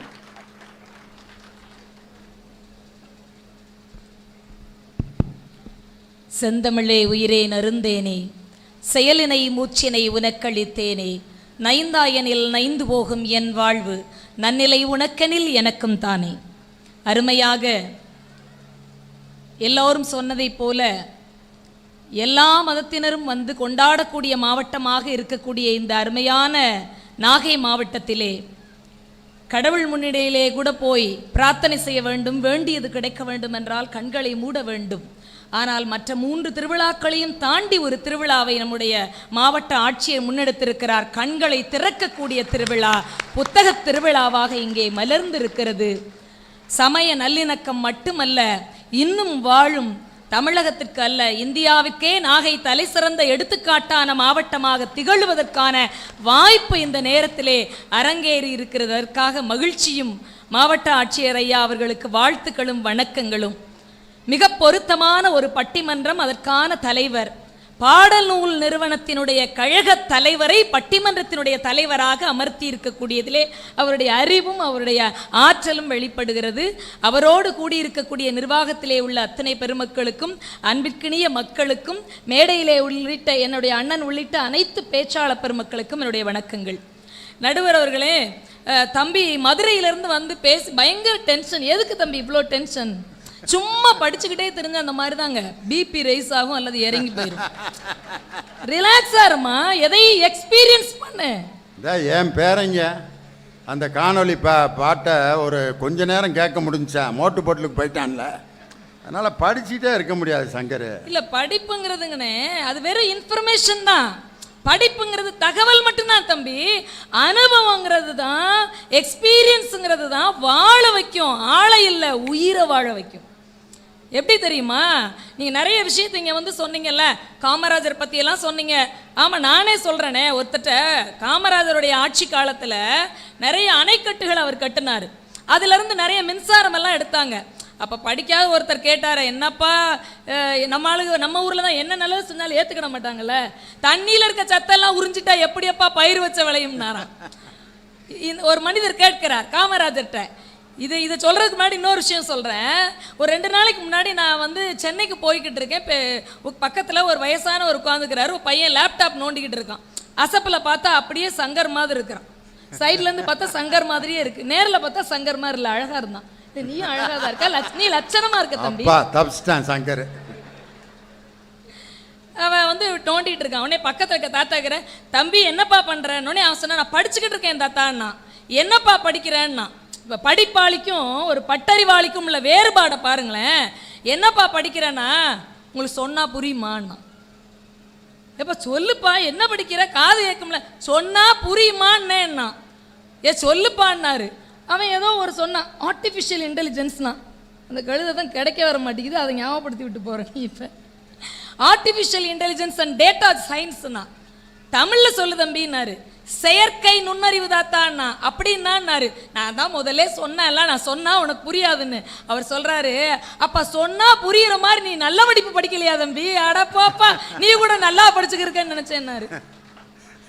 அடுத்தவர்களுக்கு சொன்னா புரியாதுங்கிற மதர்ப்புல படிக்கிற படிப்பு எப்படிப்பா படிப்பா இருக்க முடியும்? அது ஒரு கேள்வி. இன்னொன்னு, பட்டறிவுங்கிறது மறக்கவே மறக்காது, படிப்பறிவுங்கிறது மறந்து போயிடும். கல்விங்கிறது என்ன தெரியுமா? What is education? நீங்கள் படித்து முடித்த பிறகு 10 ஆண்டுகள் கழித்து உங்களிடம் ஒரு கேள்வி கேட்கப்பட்டால் அதற்கான பதில் உங்களுக்கு தெரிந்தால் மட்டும்தான் அது அறிவு. அதுக்கு மட்டும்தான் அறிவு பேரு. அந்த அறிவு அனுபவத்தில் கிடைக்குமா படிச்சா கிடைக்குமாங்கிறது தான் கேள்வி. நீ 10 வருஷத்துக்கு முன்னாடி நான் கேட்குறேன் உங்கள்கிட்ட, வெர்னியர் காலிப்பர் படத்தை மண்டையிலேயே கொட்டி கொட்டி வரைய வச்சாங்களா, அது என்ன எழுதிக்குன்னு சொல்லுங்க பார்த்துடலாம். யாராவது எதுக்குன்னு சொல்லுங்க பார்த்துடலாம். நான் 10ஆம் கிளாஸ் படிக்கும்போது எந்திரிச்சு கேட்டேங்கன்னு, கிராஃப் ஷீட் போட வச்சாங்க. ஜாமெண்ட்ரியில் 10 மார்க்கு, கிராஃப் ஷீட்டில் 10 மார்க்கு. மண்டையில் இந்த 10 மார்க் மட்டும் தான் என் மண்டைக்குள்ளே நிற்கிது. மேக்ஸில் 20 மார்க்கு ஈஸியாக எடுத்துடலாம், 1 வேர்டு 2 மார்க்கெல்லாம் மெல்ல எழுதிக்கோ. கிராஃப் ஜாமெண்ட்ரி எதுக்கு, ஜாமெண்ட்ரி எதுக்கு, கிராஃப்னு நான் நல்ல வேளை தமிழ் டீச்சர் ஆகிட்டேன், இப்போ வரைக்கும் எனக்கு தெரிய மாட்டேங்குது. இது இது இது இது இந்த படிப்பறிவு எதற்குங்கிறேன் நான். இன்னொரு விஷயம் தெரியுமா? ஓடி ஓடி இத்தனை நூல்கள் படிக்கிறோம் இல்லையா, ஒரு நூல் மானங்காக்கும், இன்னொரு நூல் மனங்காக்கும். அதுதான் இந்த புத்தகங்கள், இந்த நூல்கள் எல்லாம் அதுதான் மனத்தை காப்பாற்றி வச்சிருக்கோம். இந்த நூல்கள் எல்லாம் என்ன தெரியுமா? யாரோ ஒரு பக்குவப்பட்ட மனிதனுடைய, யாரோ ஒரு பட்டறிவு பெற்ற ஒரு மனிதனுடைய அனுபவங்கள் தான் இந்த புத்தகங்களாக இங்கே குவிந்திருக்கிறது. அது சங்க இலக்கியமாக இருக்கட்டும், அவையாக இருக்கட்டும், பாரதி பாட்டனாக இருக்கட்டும், பாரதிதாசனாக இருக்கட்டும், யாராக வேண்டுமானாலும் இருக்கட்டும், ஒரு மனிதனுடைய அல்லது ஒரு தனிப்பட்ட மனித வாழ்க்கையினுடைய அனுபவம் மட்டும்தான் நூலாக மலரும் என்று சொன்னால், நாங்க அனுபவப்பட்டாதான் தம்பி நீங்க படிக்கவாது முடியும். இந்த அனுபவம் இருந்தால்தான் அடுத்த தலைமுறை படிக்க முடியும். நான் ஒரு கவிதை சொல்லட்டுமா? எவ்வளவு அனுபவிச்சிருந்தா ஒரு ஆள் இப்படி கவிதை எழுதிப்பாருன்னு.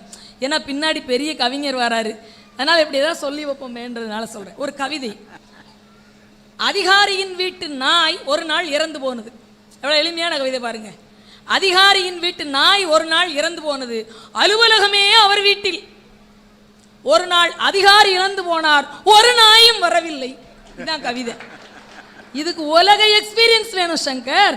இந்த பட்டறிவு இருக்குது பார்த்தீங்களா, இது உயர்ந்தது, இது வாழ்வுக்கு வாழ வைக்கும். படிப்பறிவு பிழைக்க வைக்கும், வசதியா பிழைக்கலாம். ஆனா பட்டறிவு இருக்கு பாத்தீங்களா, ஓன் எக்ஸ்பீரியன்ஸ் இருக்குது பாத்தீங்களா, இந்த வாழ்க்கை பயணத்திலே உங்களுக்கு கிடைக்கக்கூடிய அனுபவங்கள் தான் உங்களை மட்டுமல்ல இந்த உலகத்தையே வாழ வைக்கும். காமராஜர்கிட்ட போய் கேட்டாருன்னு சொன்னேன் பாத்தீங்களா, என்னப்பா இப்படி பயிர் வச்செல்லாம்? அவர் சொன்னாரு, அது எப்படி புரிய வைக்க, அதெல்லாம் அப்படி தண்ணியில் இருக்க சத்தெல்லாம் குறையாது, நீ குற்றாலத்தில் போய் குளிச்சிருக்கியான்னு அப்படின்னு கேட்டாரான் காமராஜர். நான் எங்கப்பா அங்கிட்டலாம் போக, 50 ரூபா இருந்தால் தான் அரிசி வரிப்பு வாங்கி போட்டுருவேனே ஒரு வாரத்துக்கு, குத்தாலத்துக்கெல்லாம் போக மாட்டேன்னாராம். உங்கள் ஊரில் எங்கேயாவது மச்சு வீடு இருக்குது, நல்ல மழை பெய்யும் போது மொட்டை மாடியிலேருந்து விழுகிற மச்சு வீட்டு தண்ணியில் தலையை கொடுத்துருக்கியான்னாரு. அது கொடுத்துருக்கேனப்பான்னாராம். குளிச்சா எப்படி இருக்கும்னே, அது அப்படி உற்சாகமாக இருக்கும், அப்படி தெம்பாயிரும்லன்னாராம். அதுதான் அதே தான், அருவியிலேருந்து விழுகிற தண்ணியில் வந்து தெம்புல கரண்ட் எடுத்துருவோம், சத்தொன்னும் குறையாத போய். இது படிக்காத மேதை காமராஜர் சொன்னது. இதை நீங்க படிப்பறிவாளிகள்கிட்ட போய் படிச்சவங்ககிட்ட, பிசிக்ஸ் படிச்சவங்களை கேட்டீங்கன்னா இதுக்கு பேர் என்ன தெரியுமா? ஹைட்ரோ எலக்ட்ரிக் தத்துவம். எவனுக்கு விளங்காது. ஒரு இன்ச்சுக்கு ஒரு அடிக்கு எத்தனை இன்ச்சுன்னு கேளுங்க, யாருக்கும் தெரியாது. ஒரு கொத்தனார் கட்டுற வீடை கொண்டு போய் லேட்டஸ்டா சிவில்ல பிஇ முடிச்சவனை கொண்டு போய் விடுங்க, எப்பா நீ வேலை பழகிறதா இருந்தால் முதல் செங்கல் எடுத்து கொடுக்குறதுலேருந்து ஆரம்பிம்பார். கொத்த வேலைங்கிறது அவ்வளோ ஈஸி இல்லை, சித்தால் வேலையிலேருந்து ஆரம்பின்றுவார். படிப்பறிவு கொடுக்கக்கூடிய இதை எதுவுமே கொடுக்க முடியாதுங்க. நீங்கள் புத்தகத்தில் பார்த்து சமைச்சிருப்பீங்க, யூடியூப்பில் பார்த்து சமைச்சிருப்பீங்க, அவ்வளோ நல்லா வராதுங்களே. யாராக இருந்தாலும் கேட்டு பாருங்களேன், சொல்லுவாங்க என்னங்க பிடிச்சிருக்கா, எங்கள் அம்மா மாதிரி இல்லை. உங்கள் அம்மா முதல்ல நல்லா தான் சமைச்சிருக்க மாட்டா. இப்போ என் பிள்ளைகிட்ட போய் பாருங்க, கேளுங்க, எங்கள் அம்மா மாதிரி மீன் குழம்பு வைக்க யாராலையும் முடியாது, எங்கள் அம்மா மாதிரி நண்டு கிரேவி பண்ண யாராலையும் முடியாது. ஆனால் நான் முதல் எப்படி வச்சேன் தெரியுமா? மீனை அவ்வளோ பிரமாதமாக கழுவி வச்சேன், குடல் எடுக்கலை. கசப்பு வாயில் வைக்க முடியாத கசப்பு. நல்லா தானே கேட்க, நல்ல கழுவுனியா? இப்போ நல்ல கழுவுனேப்பா, கல்லில் ஒரு தடவை தேய்ச்சி கழுவுனேன், கையில் கழுவுனேன், கல்லு போம்பிட்டு அள்ளி போட்டு கழுவுனேன். உள்ள கீறி அந்த கெளுத்தி மீனுக்கு குடல் எடுக்கணுன்ற கூறுபாடு இல்லை பார்த்தீங்களா? 90 வயசு கிளவி சொல்லிவிட்டா, என்ன அடிச்சிருக்க அப்படின்னா, எம்ஏ எம்ஃபில் பிஎட் அப்படின்னு அண்டு பாடிக்கு இருக்கச்சி 1.5 கிலோ மீனை கருத்து போட்ட நீ என்ன படிச்சு என்ன செய்யணும் பார்த்தீங்களா? இதுதாங்க எக்ஸ்பீரியன்ஸு. இது மனிதனை வாழ வைக்கும். இன்னைக்கு சூழ்நிலையில் படிப்பு என்ன செய்யுது தெரியுமா? மார்க் வாங்கினா போதும்னு நினைக்குது, மதிப்பெண் வாங்கினா போதும் நினைக்குது. ஆனால் அனுபவம் மதிப்பு கொடுக்குங்க. மதிப்பெண் முக்கியமா மதிப்பு முக்கியமா? யோசிச்சுக்கோங்க. நீங்கள் நிறைய படிப்பே வேண்டான்னு சொல்கிறதுக்காக வரலிங்க. அப்படி நீங்கள் தப்பாக நினைக்க வேண்டாம். படிப்பு வேணும் தான். படிப்பு ஏணி மாதிரி, படிப்பு தோணி மாதிரி. ஆனால் அந்த ஏணியும் தோணியும் சாயறதுக்கு ஒரு இடம் வேண்டாமா ஐயா? ஏணி எதில் சாச்சு வைப்பிய? கீழே ஓட்டி ஏறிடுறீங்களோ? ஏணி ஒரு இடத்துல சாயணும்ல. அந்த சுவர் தாங்க அனுபவம். இதுக்கு முன்னாடி இருக்க முந்தின தலைமுறையினுடைய அனுபவம் அது. தோணி தான் கடலை கதக்க உதவும். தோணி வேணும், படிப்பறிவு வேண்டும், இல்லை என்று சொல்லவில்லை நண்பர்களே. ஆனால் அந்த தோணி மிதக்கிறதுக்கு ஒரு தெப்ப வேணும் இல்லை, கீழே தண்ணி. அதுதான் முந்தைய தலைமுறையினே முந்தின ஸ்டெப்பில் முன்னாடி நம்ம வாங்கின அனுபவம் என்று சொன்னால், என் சொந்த அனுபவம் ஒன்றை சொல்லி விட்டுறேன். 15 நாளைக்கு முன்னாடி வேளாங்கண்ணிக்கு மொட்டை எடுக்கலாம் என் பிள்ளையை கூட்டிகிட்டு போனேன். 30 வருஷமாக மேடைகளில் பேசிக்கிட்டு இருக்கேன். அன்னை மாதிரி ஆளுங்க பெரியவங்களோட பையத்துக்கு போட்டு எம்பாட்டுக்கு ட்ரெயினில் பஸ்ஸில் ஆட்டோவில் ஃப்ளைட்டில்னு போய்கிட்டு இருக்கேன். பேனா மூடிய தொலைச்சதில்லை. யாருக்கோ என்னவோ தேவைப்பட்டிருக்கு. வேளாங்கண்ணி அம்மா என் மூலமாக 3 மொபைலையும் ஒரு 10,000 ரூபாயும் கொடுத்துருச்சு. நான் அதை அப்படித்தான் நினைக்கிறேன். எடுத்துக்கிட்டாங்கன்னு சொல்லவே இல்லை. ஆனால் அதை விட ரொம்ப அழகு என்ன தெரியுமா? கரெக்டாக 10 நாள் எனக்கு பணம் போனது, இந்த மொபைல் போனதெல்லாம் பெருசு இல்லைங்க. அதில் என்னோட ஐடி அவ்வளோ இருக்குங்க. என்னோட ஏடிஎம் கார்டு இருக்குது, என்னோட வீட்டு சாவி, நான் சென்டிமெண்ட்டாக வச்சுருக்க வீட்டு சாவி இருக்குது. ஒரு 5 நாளைக்கு முன்னாடி நாங்கள் நாகூர் தர்காலேருந்து பேசுகிறோம். என் பேர் ரஜினி, நீங்கள் தான் ஜாய்ஸ் இந்திராவான்னாங்க. ஆமாங்க, இது இவ்வளோ டீட்டெயில் சொல்கிறீங்க. உங்கள் பேகு, உங்கள் பர்ஸு எல்லாமே என்கிட்ட இருக்குது, நான் உங்களுக்கு அனுப்புகிற சகோதரின்னு அனுப்புனார். பார்த்தீங்களா ஒரு மனுஷன். இதுக்கு படிப்பு தேவையில்லைங்க, இதுக்கு பட்டறிவு தான் வேணும். வள்ளுவர் சொன்னதை சொல்லி தம்பி சொன்னார், கற்க கசடருங்கிறது. அதுவும் வள்ளுவருடைய அனுபவம் தான் தம்பி. அரியவற்றுள் எல்லாம் அரிது, பெரியாரை பேணி தமரா குழல் என்று சொன்னானே ஐயன். அதனால தான் 133 அடிக்கு உயர சிலை வச்சோம் கன்னியாகுமரியில். உனக்கு எல்லாம் இருந்தாலும் உன் பக்கத்தில் எப்பயுமே ஒரு அனுபவசாலி இருந்தான்னா உலகத்தில் உன்னை எவனுமே தோக்கடிக்க முடியாதுன்னு சொன்னார். பார்த்தீங்களா? அதுதாங்க பெரியாரை துணைக்கோடல் என்ற அதிகாரம் முழுவதும் பேசுகிறது. ஒரு ஏட்டு சொரக்கா கறிக்கு உதவாது. சித்திரமும் கைப்பழக்கம், செந்தமிழும் நாப்பழக்கம். நீங்கள் ஒரு பெரிய படிச்சிருக்க மாட்டாங்க, ஒரு 6 மாதம் டெல்லியில் இருந்தாங்கன்னு வச்சுக்கோங்களேன், சூப்பராக ஹிந்தி பேசுவாங்க. வேறு வழியே இல்லாமல் வேலைக்காக கொண்டு போய் கேரளாவில் விட்டுவாங்க வச்சுக்கோங்களேன், மலையாளம் படித்தவங்கள விட திறமையாக மலையாளம் பேசுவாங்க. எனக்கு தெரிஞ்சு சபரிமலை வாசலில் பாசி விற்கிற ஊசி விற்கிற ஒரு ஒரு ஒரு நரிக்குறவ பெண்மணி 7 மொழி பேசுது. எந்த கான்வென்ட்டில் படித்தா? படிக்கணுங்கிறது ஆத்மார்த்தமாக நினைக்கணும். நான் சொன்னேன் இல்லை, கிராஃப் ஷீட் எதுக்குன்னு ஒரு தேடல் இருந்ததுன்னு. ஒரு கொத்தனார் தாங்க சொல்லி தந்தார். 6ஆம் கிளாஸ் தாண்டாத கொத்தனார் சொல்லி கொடுத்தாரு. வளைவாக இருக்கும்லப்பா, வளைவாக இருக்கிற இடத்த அளக்கிறதுக்காகத்தான். உனக்கு எப்படி புரிய வைக்கிறது? ஏரோப்ளைனில் போயிருக்கியான்னாரு. அவர் பார்த்துருக்க மட்டும்தான் சரிக்காரு. நான் போயிருக்கேன். அவர் என்கிட்ட கேட்குறாரு, போயிருக்கேன் யான்னு. விமானத்தினுடைய முன்பகுதியை அழப்பதற்காகத்தான் இந்த 9ஆம் வகுப்பு 10ஆம் வகுப்புல கிராஃப் ஷீட் ஒரு சிவப்பு கலர் கட்டம் போட்டதில் சொல்லித்தராங்களா கணித ஆசிரியர்கள். அதுக்குன்னு சொன்னார். பார்த்தீங்களா? இதை கணித எம்எஸ்சி எம்எட் படித்தவங்க சொல்லித்தரலைங்க. சாதாரண படிப்பறிவை தாண்டி பட்டறிவு பெற்ற ஒரு கட்டட தொழிலாளி சொல்லித்தந்தார் என்று சொன்னால், படித்தவன் பாட்டை கெடுத்தான், எழுதினவன் ஏட்டை கெடுத்தான்னு நிறைய கெடுத்துக்கிட்டு தான் இருக்கீங்க. அனுபவங்களுக்கு முக்கியத்துவம் கொடுங்கள், அனுபவசாலிகளுக்கு முக்கியத்துவம் கொடுங்கள். வீட்டிலே தாய் தகப்பனார் இருக்கிறார்கள் என்றால் ஆசீர்வதிக்கப்பட்டவர்கள் என்ற அர்த்தம். தாத்தா பாட்டி இருக்கிறார்கள் என்றால் ரெட்டிப்பு ஆசீர்வாதம் உங்கள் வீட்டிலே இருக்கிறது என்ற அர்த்தம். ஏனென்றால் அனுபவ பெட்டகங்கள் உங்கள் வீட்டிலே இருக்கிறது, என்சைக்ளோபீடியாஸ் உங்களிடத்திலே இருக்கிறது. படிக்காத மேதைகள் நிறைய இருக்கிறார்கள். பார்த்த உடனே எல்லாம் தெரியும், அது படிப்பறிவு. எல்லாமே புரியும். நாங்கள் என்ன இவங்க தொன்னை, அவ்வளோதான்.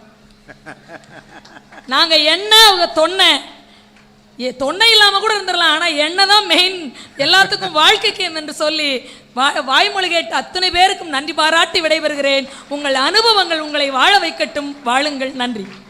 இந்திரா பட்டிமன்ற தலைப்பே மாற்றி விட்டாங்க. ஒருவர் எண்ணெய் தேய்த்து குளிப்பதற்கு பெரிதும் தேவை எண்ணெயா தொன்னையா? வெறும் எண்ணெய் எங்கே வைக்கிறது? ஒரு பாத்திரம் வேணும். வெறும் பாத்திரத்தை வச்சு தலைக்கு தேய்க்க முடியாது. எங்கள் கையில் இருக்க பாத்திரத்தில் இருக்கிற எண்ணெய் மாதிரி தான் எங்கள் அனுபவம் அப்படின்னு அந்த அனுபவ அறிவை முடிச்சிருக்கிறாங்க. உண்மைதான். பிள்ளை வளர்ப்பது எப்படி, இதுக்கு போய் நம்ம அனுபவத்தில் தெரிஞ்சுக்க முடியுமா? புத்தகம் பிள்ளை வளர்ப்பது எப்படி அப்படின்னு ஒருத்தர் புஸ்தகம் எழுதிட்டு 2 பயலும் தக்குரியாக போய் 2 ஆம்பளை பயலும் போலீஸ் ஸ்டேஷனில் ஜெயிலில் லாக்கப்பில் இருக்கான். ஆனால் புத்தகம் என்ன எழுதியிருக்காருன்னா பிள்ளை வளர்ப்பது எப்படின்ட்டு 1000 காப்பி விற்றுருக்கார்.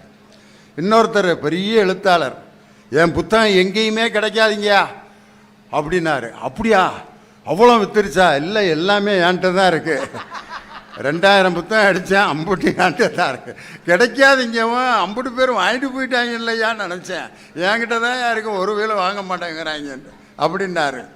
காரணம் என்னென்னா பணம் சம்பாதிப்பது எப்படி அப்படின்னு புஸ்தகத்தை போட்டு பிச்சை எடுத்துக்கிட்டு இருக்கார் ஒருத்தர். பணம் சம்பாதிக்கிறது எப்படின்னு புஸ்தகத்தை போட்டு பணம் சம்பாதிக்கிறதுக்கு உழைக்கணும், அனுபவத்தை பெறணும் அப்படின்னு சொன்னாங்க. வாஸ்தவம் தான். பிள்ளைகளை வளர்க்குறதுக்கு இந்த சின்ன பையன் உட்காந்துருக்கான் பாருங்க, அவங்க அக்கா கூட தங்கச்சி கூட என்ன ஜாலியா. இவன்லாம் ₹1,00,000 கொடுத்தாலும் பொதுக்கூட்டம் கேட்க வருவானா, பட்டிமன்றம் கேட்க.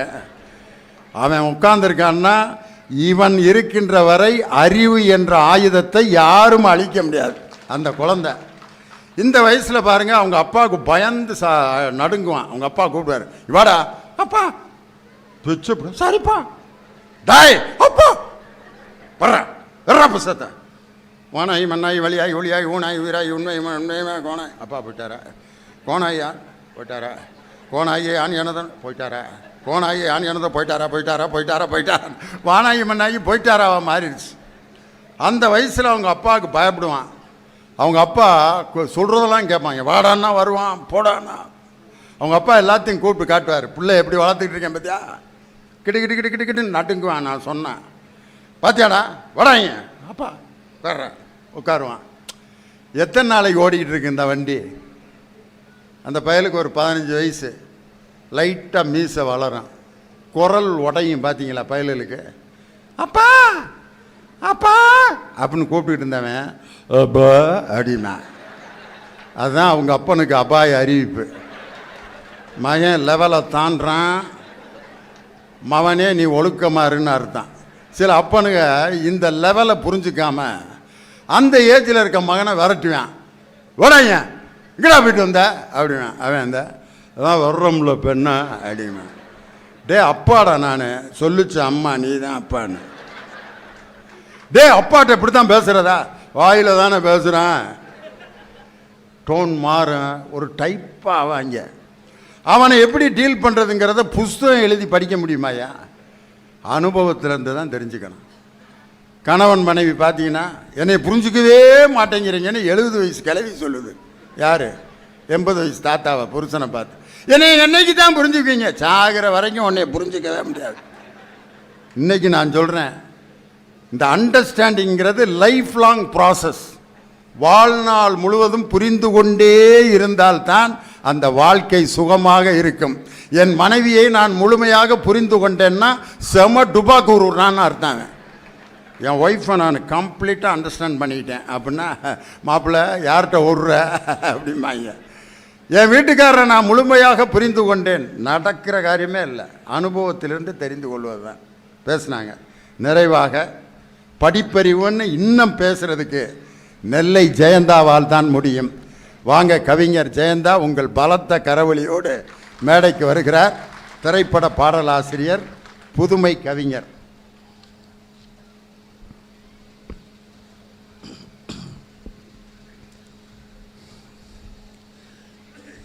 கங்கை ஆறு தலையில் சுமக்கும் இறையனாறு, கொண்ட முகம் ஆறு, நின்ற படை ஆறு என்ற முருகன் ஆறு. அவர்கள் அடியாறு அகத்தியர் தமிழே உன் தலைநூலை பொதிந்த இடம் பொருணையாறு. வளரும் உனை வளர்த்ததாறு, அது வைகையாறு.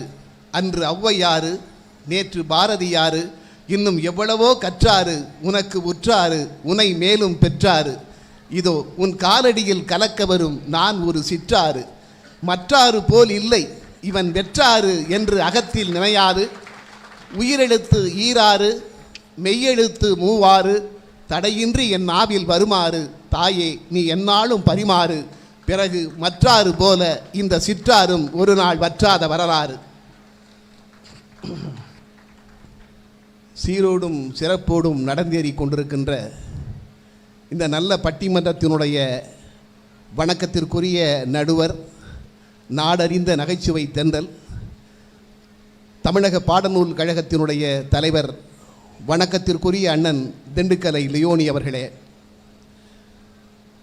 இந்த பட்டிமண்டபத்தை அற்புதமாக அரங்கேற வைத்திருக்கின்ற வணக்கத்திற்குரிய மாவட்ட ஆட்சித்தலைவர் அவர்களே, மாவட்டத்தினுடைய ஏனைய பொறுப்பாளர்களே, என் அணியிலும் எதிரணியிலும் வாதிட்டு அமர்ந்திருக்கின்ற அருமை சகோதர சகோதரிகளே, அரங்கத்திலே வீற்றிருக்கின்ற பாசத்திற்குரிய பார்வையாளர்களே, எங்கே உங்கள் பாதங்களை கொஞ்சம் பாருங்கள், என் வணக்கம் வந்து சேர்ந்திருக்கும். உண்மையிலேயே நடுவர் அவர்களே, நான் எதிரணியை சார்ந்த 2 பேரையும் ரொம்ப வியப்போடு பார்க்கிறேன். பட்டிமன்றம் நடக்கிற இடம் புத்தக கண்காட்சி, அதை விடவும் பட்டிமன்றத்திற்கு தலைமை ஏற்றிருக்கிறவர் தமிழ்நாடு பாடநூல் கழகத்தின் தலைவர். அவரை வைத்துக்கொண்டு படிப்பறிவு தேவையில்லை என்று பேசுகிறார்களே என்பதுதான் எனக்கு ஒரு சந்தேகம். உண்மையிலேயே இவர்களுக்கு இருப்பது பட்டறிவா அல்லது பட்ட அறிவா என்று எனக்கு தெரியவில்லை. சில சமயம், அதாவது மனிதன் வாழ்க்கையிலே நிறைவான வாழ்க்கை வாழ்வதற்கு எது தேவை? 2ம் தேவை என்பதை மறுக்கவில்லை. சில நேரங்களில் சில தேவைப்படும், ஆனால் அதிகமாக படிப்பறிவுதான் தேவை என்பதுதான் எங்களுடைய வாதம். நான் ராமநாதபுரத்திலே 1990 பணியாற்றி கொண்டிருந்தேன் பொதுப்பணித்துறையில். அதாவது எந்த நேரத்தில் பட்டறிவு தேவைப்படுகிறது, எந்த நேரத்தில் படிப்பறிவு தேவைப்படுகிறது என்பதற்காக நான் சொல்லுகிறேன்.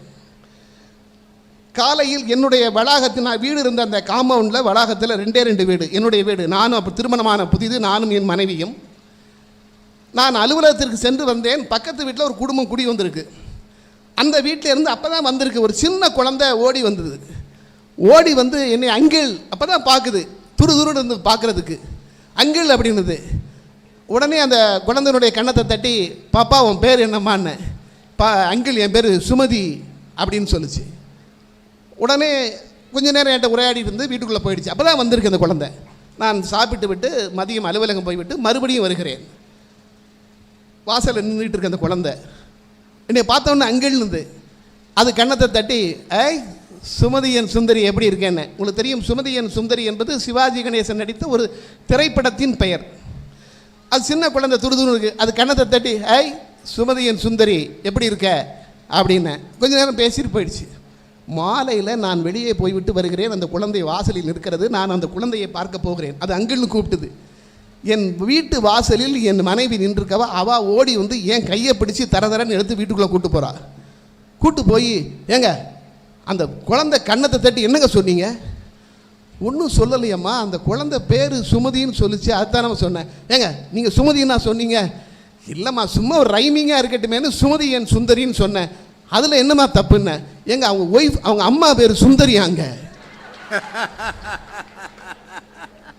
நீங்கள் பாட்டில் சுமதி என் சுந்தரி சுமதி என் சுந்தரின்னு சொல்லியிருக்கீங்க. அதாவது இது எனக்கு உண்மையிலேயே நடந்தது. இது எனக்கு உணர்த்தியது. எப்போ பேசினாலும் ஜெயந்தாவோட அனுபவத்தை பார்த்தீங்களா? அதான் எந்த சினிமா படத்து பேரையும் நம்ம பாட்டுக்கு உச்சரிச்சிடக்கூடாது, அதில் பெரிய வில்லங்கம் இருக்கு. அனுபவம் வேண்டும் என்று இது எனக்கு உணர்த்தியது. இது ஒரு பக்கம். நான் சென்ற முறை முத்தமிழறிஞர் கலைஞர்கள் முதல்வராக வந்த பொழுது உடனடியாக மதுரையிலிருந்து மாற்றப்பட்டு தலைமைச் செயலகத்திற்கு மாற்றப்பட்டேன். நான் குடும்பம் செப்டம்பரிலே எனக்கு மாறுதல் கிடைத்தது. மதுரையில் குழந்தைங்க படிச்சுக்கிட்டு இருக்காங்க. குடும்பம் மதுரையில் இருக்கிறது. நான் சென்னையிலிருந்து வாரம் வெள்ளிக்கிழமை கிளம்பி ஊருக்கு போய் விடுவேன். நான் ரயிலில் உட்கார்ந்துருக்கேன்.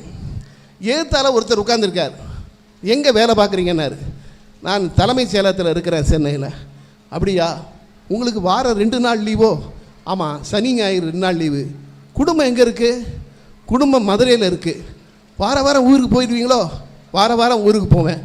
ஓஹோ, சனி எப்போ வரும்னு உங்கள் மனைவி எதிர்பார்த்துக்கிட்டு இருப்பாங்களோ? சனி என்பது என்னை சொன்னாரா கிழமையை சொன்னாரான்னு எனக்கு விளங்கலை. ஆனால் தமிழ் தெரிந்த காரணத்தால், படித்திருந்த காரணத்தால் சனி என்று கிழமையும் சொல்லியிருக்கலாம் என்கின்ற ஆறுதலோடு நான் ஆறுதல் அடைந்து கொண்டேன். ஆக சில இடங்களில் நமக்கு படிப்பறிவு தான் நம்மை காப்பாற்றும். ஆனால் நடுவர் அவர்களே, பாரதி சொன்னான் காலை எழுந்தவுடன் படிப்பு என்று. கற்கை நன்றே கற்கை நன்றே பிச்சை புகினும் கற்கை நன்றே என்று அதிர்வீரபாண்டியர் சொன்னார். எல்லாவற்றிற்கும் நம்முடைய படிப்பு நமக்கு பயன்படும், ஆனால் நம்முடைய அனுபவம் நமக்கு பயன்படாது. அதுதான் முக்கியம். அதனால்தான் சொன்னான் அனுபவம் என்பது தலை வழுக்கை ஆகிற பிறகு கிடைக்கிற சீப்பு என்று சொன்னான். பிறருடைய அனுபவம் தான் நமக்கு பயன்படும், நம்முடைய அனுபவம் நமக்கு ஒருபோதும் பயன்படாது. கவியரசர் கண்ணதாசனுடைய அனுபவம் எனக்கு பயன்பட்டது என்று என் ஞான தந்தை காவிய கவிஞர் வாலி சொன்னார். கண்ணதாசனுடைய அனுபவம் எனக்கு பயன்பட்டது என்று சொன்னார். தொட்டபின் பாம்பு என்றும் சுட்டபின் நெருப்பு என்றும் பட்டபின் உணர்வதே என் பழக்கமென்றான பின்பு, கண்ணதாசன் எழுதிய கவிதை. தொட்டபின் பாம்பு என்றும் சுட்டபின் நெருப்பு என்றும் பட்டபின் உணர்வதே என் பழக்கமென்றான பின்பு, என் பழக்கமென்றான பின்பு கெட்டவன் அழுகை தானே கெடுவதை நிறுத்த வேண்டும். கெட்டவன் அழுகை தானே கெடுவதை நிறுத்த வேண்டும். பட்டபின் உணர்வது தானே பட்டினத்தார்கள் வாழ்வு என்று கண்ணதாசன் சொன்னான். ஆக அவனுடைய அழுகை அவனை நிறுத்த வேண்டும். அவனுடைய அனுபவம் அவனுக்கு பயன்படாது, ஆனால் அவருக்கு பயன்பட்டு சொன்னார் கண்ணதாசன். 3 விஷயங்களை சொன்னார். காவிய கவிஞர் வாலி சொன்னார். 3 விஷயங்களை கண்ணதாசன் சொன்னார். 1, எந்த அரசியல் கட்சியிலும் உறுப்பினராக சேராதே. எந்த அரசியல் கட்சியிலும் நீ சேராதே. சொந்த சினிமா எடுக்காதே, சொந்த படம் எடுக்காதே. ஒன்று இருக்க இன்னொன்றை நாடாதே. இந்த 3ஐயும் என் வாழ்க்கையில் கடைபிடிக்கிறேன் என்று சொன்னார். எம்ஜிஆர் வாலியிடம் சொன்னார், ஸ்ரீரங்கம் தொகுதியில் நிறுத்துகிறேன், நீங்கள் அண்ணா திராவிட முன்னேற்றக் கழகத்தில் சேருங்கள் என்று வாலியிடம் சொன்னார். வாலி பதிவு செய்து வைத்திருக்கிறார். ஆனால் வாலி உறுப்பினராக சேரவில்லை. நீங்கள் பார்த்தீர்கள் என்றால் மதுரையை மீட்ட சுந்தரபாண்டியன் படத்தில் முத்துலிங்கமும் புலமைப்பித்தனும் தான் பாடல் எழுதியிருப்பார்கள். எம்ஜிஆருடைய அந்த கடைசி படத்தில் வாலி பாடல் எழுதவில்லை. ஏனென்றால் அதற்கு பிறகு தன் கட்சியில் இருப்பவர்களுக்கு மட்டும்தான் பாடல் என்று எம்ஜிஆர் முடிவு செய்தார். ஆனால் வாலி கட்சியில் சேரவில்லை. கண்ணதாசனுடைய அனுபவம் எனக்கு உதவியது என்று சொன்னார். ஆனால் அந்த கண்ணதாசன் என்ன சொன்னார் தன்னுடைய சுயசரிதையிலே? பட்டப்படிப்பு படிக்கத்தான் நினைத்திருந்தேன். அழுதார் கண்ணதாசன். பட்டப்படிப்பு படிக்கத்தான் நினைத்திருந்தேன், கொட்டும் மொழி மழையில் குளிக்கத்தான் நினைத்திருந்தேன், ஆனால் 8ஆம் வகுப்பு எட்டத்தான் என் பெற்றோர் இட்டார், பின் ஏழ்மையிலே என்னை உலகில் விட்டார் என்று அழுதான். ஆக தான் படிக்கவில்லை என்று கண்ணதாசன் வருந்தினான். ஆக கண்ணதாசனை பார்த்து அவன் படிக்கவில்லை என்பதற்காக தன்னுடைய பிள்ளைகளை படிக்க வைக்காமல் இருந்தாரா? யாரும் செய்வது கிடையாது. லட்சத்தில் ஒருவர் ஜெயிப்பார்கள் படிக்காமல் இருந்த அனுபவத்தில், ஆனால் அல்ல, படித்தவர்கள் அனைவரும் ஜெயிக்க முடியும். அதுதான் உண்மை. சரி, அதனால்தான் கண்ணதாசன் வைரமுத்துவனுடைய வைகரை மேகங்களுக்கு எழுதிய அணிந்துரையிலே சொன்னார். வைரமுத்துவை பற்றி கண்ணதாசன் சொன்னார், இவருக்கு கவிதை ஏற்பொருளாக இருக்கிறது, கல்வி துணை பொருளாக இருக்கிறது என்று எழுதினார். எம்ஏ முடித்தவர் வைரமுத்து. அதைத்தான் அவர் சொன்னார்.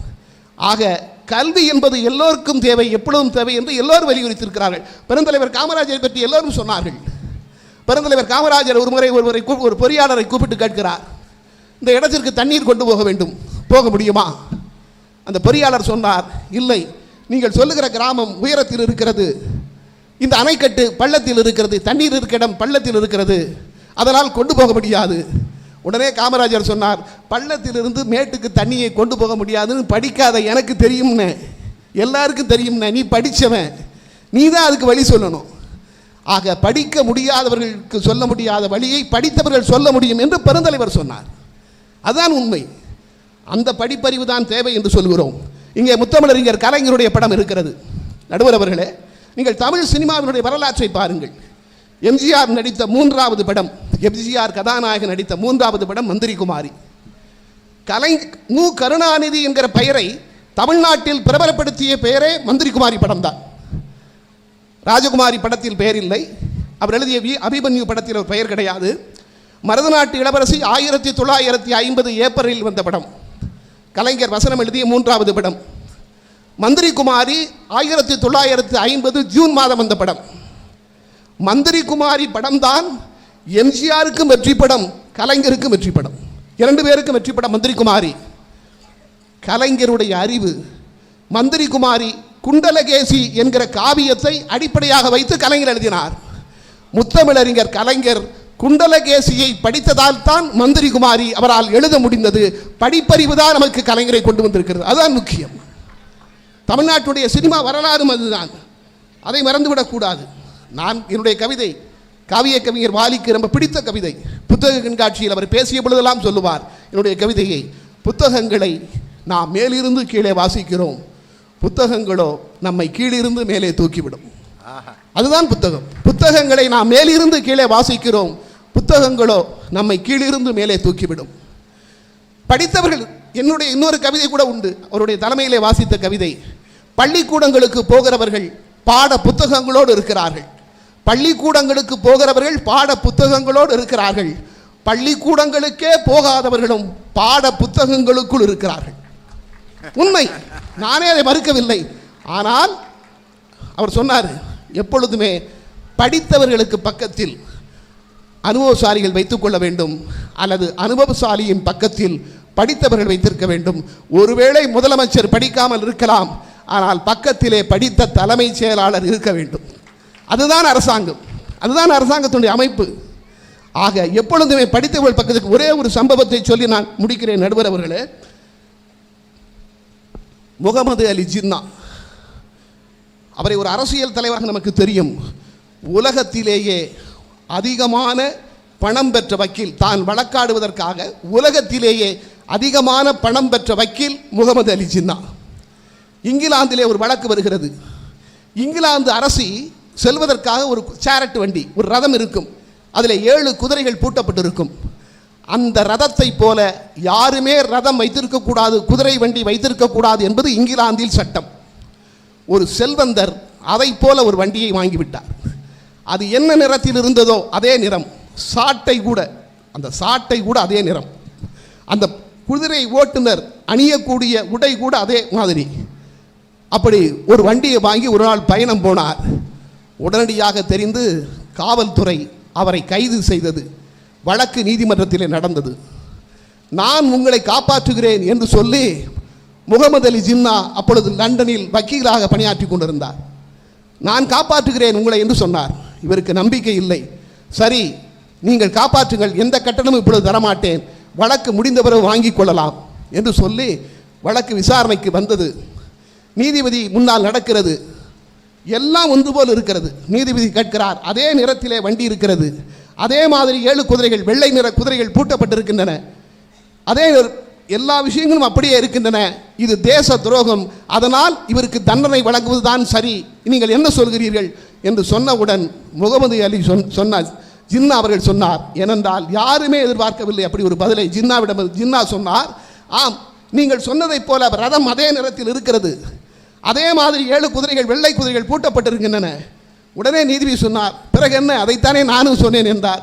உடனே ஜின்னா சொன்னார், இல்லை, நீங்கள் ஒன்றை கவனிக்க தவறிவிட்டீர்கள். ராணியாருடைய குதிரை 7 குதிரையில் 7மே ஆண் குதிரைகள்.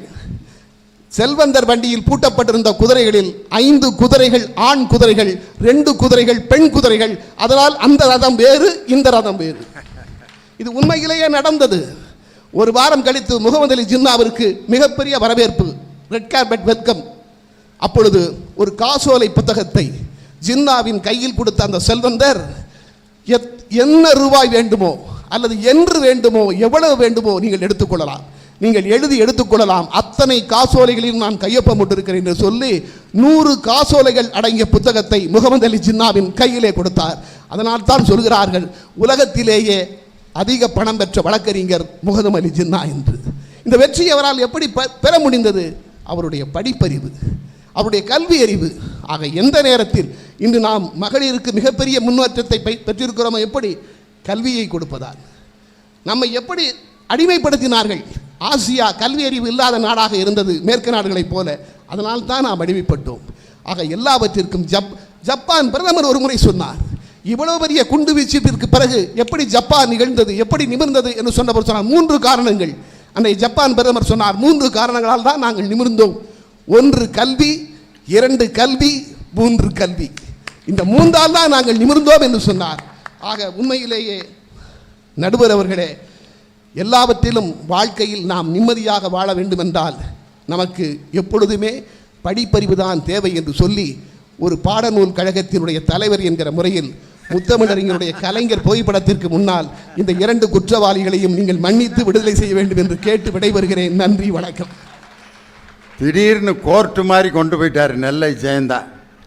4 பேரும் ரொம்ப அருமையாக பேசிட்டாங்க. நான் யாராவது ஒரு 5-6 பேர் வீட்டுக்கு கிளம்புவீங்க முடிச்சிடலான்னு நான் ஐடியா பண்ணேன்.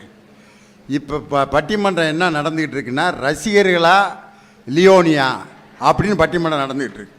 நீங்களா நானா பார்த்துருவோமா அப்படிங்கிற மாதிரி ஒருவர் கூட கலைந்து செல்லாமல் இந்த அறிவு புதையலை நீங்கள் ரசிக்கின்ற அந்த அழகிற்கு உண்மையிலே என்னுடைய மனமார்ந்த வாழ்த்துக்களும் பாராட்டுகள். ஏன்னா ஒரு பேச்சாளர் ரசிகர்களுடைய மனதை முதல்ல படிக்கணும். புஸ்தகத்திலே படிக்க முடியும்? நீங்கள் என்ன நினைக்கிறீங்கன்னு உங்களுடைய முக குறியீடுகளை நான் பார்த்துக்கிட்டே பேசணும். சில பேர் பேசுவாங்க பார்த்துருக்கீங்களா, இந்த மேலே இருக்க துணியவே பார்த்து பேசிட்டு முடிச்சுடுவாங்க. அன்பார்ந்த பெரியோர்களே, நான் என்ன சொல்ல விரும்புகிறேன் என்றால், கீழே குனிஞ்சு பார்க்குறேன், ஒருத்தர் கூட இல்லை, நீ அந்த துணிக்கிட்டே பேசிட்டு போயான்ட்டு. சில பேர் கீழே குனிஞ்சிக்கிட்டே பேசுவாங்க. சில பேர் எதையாவது வேறு வேலை நடந்துக்கிட்டே இருக்கும் பேசுகிறப்ப பார்த்துருக்கீங்களா? இந்த இங்கே ஏதாவது நான் இதே மாதிரி பல முறை இந்த கூட்டத்தில் என்ன செய்து கொண்டிருக்கிறேன் என்றால் அப்படின்னா இதை எத்தனை தடவை தட்டுறாருன்னு எண்ணிக்கிட்டு இருப்பேன். உங்களுடைய மனதை நான் படிக்கணும். எப்படி? ஒரு கச்சேரியில் ஒரு பாகவதர் பாடிக்கிட்டு இருக்காரு, அருமையாக பாடுறாரு. கலியுக வரதன் கண் கண்ட தெய்வமாய் காட்சிகளேப்பது பழனியிலே பாடுறாரு. இந்த பக்கம் ஒருத்தர் மிருதங்க திங்கிருதான் தண்டக்கு தான் திங்கிருதான் திங்கிருதா திங்கிருதா. இன்னொருத்தர் கொன்னக்கோல் ஜதி சொல்லிட்டு இருக்கார். தீம் தக்கிட்ட ஜுனுதா தீம் த ஜுனுதா தக்கிட்ட ஜுனுதா திகிருத ஜுனுதா அப்படின்னு கச்சேரி களை கட்டிக்கிட்டு இருக்கு. அந்த கொன்னக்கோல் ஜதி சொல்கிறவனுக்கு பசி பொறுக்க முடியல. இந்த ஆள் கச்சேரியை நிப்பாட்டவே மாட்டேங்கிறார். கல்லே கோகம் கல்லே கோகம் கல்லே கோகம். அவன் அப்படியே கிறங்கிட்டான். தக்கிட்ட ஜுன்னுத்தா தக்கிட்ட ஜுன்னுத்தா திக்கிட்ட ஜுன்னுத்தா தீம்த ஜுன்னுத்தா. பார்த்தான். கொஞ்ச நேரம் கழிச்சு கல்லே கோகம் தக்கிட்ட ஜுன்னுத்தா திங்கிறதான் தொங்குறதான் திங்கிறத தொங்குறத திங்கிறத தொங்குறதான்னா, பாகவதர் இப்படி ஒரு ஜதி நான் கேள்விப்பட்டதே இல்லையாடா, திங்கிறதான் தொங்குறதாங்கிறான். என்னடான்னு பார்த்தா மேடைக்கு ரைட் சைடில் பெட்டி கடையில் வாழைப்பழம் தொங்கிட்டு இருக்கு. அதை காட்டி ஜதிக்கு போயிட்டான். திங்கிறதான் அங்கே தொங்குறதான். பாகவதர் நன்றி வணக்கம்னு முடிச்சிட்டார். நீங்கள் ரசிச்சுக்கிட்டு இருக்கும்போதே நான் பேசினா தான் அந்த பேச்சு. இதை போய் நாம் எங்கே படிக்க முடியும்? அனுபவம் தான். நீச்சல் கற்றுக்கொள்வது எப்படி அப்படின்னு புஸ்தகம் எழுதி மனப்பாடம் பண்ணிட்டு நீச்சல் பழக முடியுமா? நீச்சல் கற்றுக்கொள்வது எப்படி? தண்ணீரிலே குதித்து 2 கைகளையும் பின்னோக்கி தள்ள வேண்டும், கால்களை கீழே அழுத்த வேண்டும். முன்னோக்கி செல்ல வேண்டும் என்றால் நீரை பின்னோக்கி தள்ள வேண்டும். நீங்கள் பின்னோக்கி செல்ல வேண்டும் என்றால் நீரை முன்னோக்கி தள்ள வேண்டும். நீங்கள் நீரிலிருந்து மேலே வர வேண்டும் என்றால் நீரை கீழே அமுக்க வேண்டும். நீங்கள் நீருக்கு அடியில் போய் மண்டையை போட வேண்டும் என்றால் நீரை மேலே தள்ளி கொண்டே இருக்க வேண்டும். இதை மனப்பாடம் பண்ணால் நீச்சல் வேணாலும் படிக்க முடியுமாயா? மனப்பாடம் பண்ணிட்டேன். நீச்சல் கற்றுக்கொள்வது எப்படி? தண்ணிக்குள்ளே தூக்கி போடு, அப்போ தான் தெரியும் நீச்சல் பழகுவது எப்படி அப்படின்னு சொல்லி சில ஸ்கூலுகள்லாம் ஸ்விம்மிங் ட்ரைனர் அப்படின்னு வச்சு, this is the method of swimming my dear boys அப்படின்னு இடையில பலூனை மாட்டி விட்டு இடையில கையை கொடுத்து, swimming master come on my dear boys push your hands back you are going front, push your hands front you are going back, push your water down you are going up. மனப்படம் பண்ணிட்டான். இடுப்பில் பலூனு, மாதம் 1000 ரூபா fees. 3000 ரூபா கட்டிட்டு அவங்க அப்பா வந்து மயன் எப்படி படிக்கிறான்ட்டு வந்து பார்க்குறாரு. Push your hands down you can go up. இடுப்பில் பலூனு. 3 வாக்கியத்தை தான் படிச்சிருக்கானே ஒழிய நீச்சலை படிக்கலை. பலூனை எடுத்துட்டு என் பிள்ளைய அடிக்க விடியான்னா அவன் பலூனை கலட்டுறாரு master. Don't remove the balloon master, I will die. ஆனால் இந்த நாகப்பட்டினத்தில் இந்த அக்கரைப்பேட்டைங்கிற மீனவர் கிராமத்தில் பாருங்கள், ஒரு 5 வயசு பைய கடலை எதிர்த்து நீச்சல் போடுறானே, அவன் எந்த இன்ஸ்டிடியூஷனில் நீச்சல் பழகுவது எப்படின்னு கற்றுக்கிட்டான். அவனுக்கு ட்ரைனிங் கொடு, கண்டிப்பாக ஒலிம்பிக்கில் நீச்சல் போட்டியில் அவன் தான் என் ஃபஸ்ட்டு வருவான்.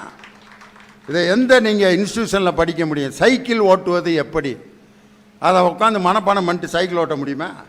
சில பேர் சைக்கிள் ஓட்ட பழகி கொடுப்பேன். ஒருத்தன் ஏற்கனவே ட்ரெயின் ஆனவன் பார்த்துருக்கீங்களா? உட்கார்றா, நேராக பார்த்து ஓட்டினா ஏன் பாரு எங்கிட்ட ஒடிக்கிட்டாத, இவன் ஓட்டுறேன் பிடிச்சிக்கடா விட்றாதரா விட்றாதரா அப்படின்ட்டு எங்கிட்டோ போகுது சைக்கிள். இவன் பின்னாடி பிடிச்சிக்கிட்டே ஓடியாருவான். 1 வாரம் 2 வாரம் பின்னாடியே பிடிச்சிட்டு ஓடிக்கிட்டு இருந்தவன் கொஞ்சம் நேரம் நல்லா ஓட்டுறானே அப்படின்னு விட்டுட்டு நின்றுட்டான். அருமையாக ஓட்டிகிட்டு தான் போயிட்டே இருந்தான். அப்படியே ஓட்டிகிட்டு போனால் கொஞ்ச நேரம் கழிச்சு இப்படி பார்க்கணும், அவனை காணான். ஐயோன்னா சாக்கடையில் கிடக்கிறான். இதிலேருந்து என்ன தெரியுது? அவன் பின்னாடி இருக்கிறாங்கிற நம்பிக்கை இருக்கிற வரைக்கும் அவனால் சைக்கிள் ஓட்ட முடிந்தது. அந்த நம்பிக்கை இழந்தான், கீழே விழுந்துட்டான். இதிலேருந்து என்ன இவங்க அதை நினைக்கிறாங்க, அனுபவ அறிவு அது ஒரு மனிதனுக்கு மிகப்பெரிய வாழ்க்கையின் மகிழ்ச்சியை தீர்மானிக்கிறதுன்னு இவங்க ரொம்ப அழகாக பேசினாங்க. உண்மையிலே அனுபவ அறிவு அதுக்கு எந்த எழுத்தும் கிடையாது, ஒன்றும் கிடையாது.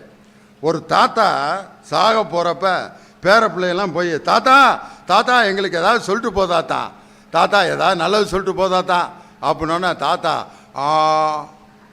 அப்படின்னு வாயை திறந்து காமிச்சிட்டு பிறப்பிட்டார். உடனே பக்கத்தில் இருந்தவர் என்னையா நல்லது சொல்லிட்டு போ தாத்தான்னா வாயை ஆணு காமிச்சிட்டு செத்து போயிட்டார்.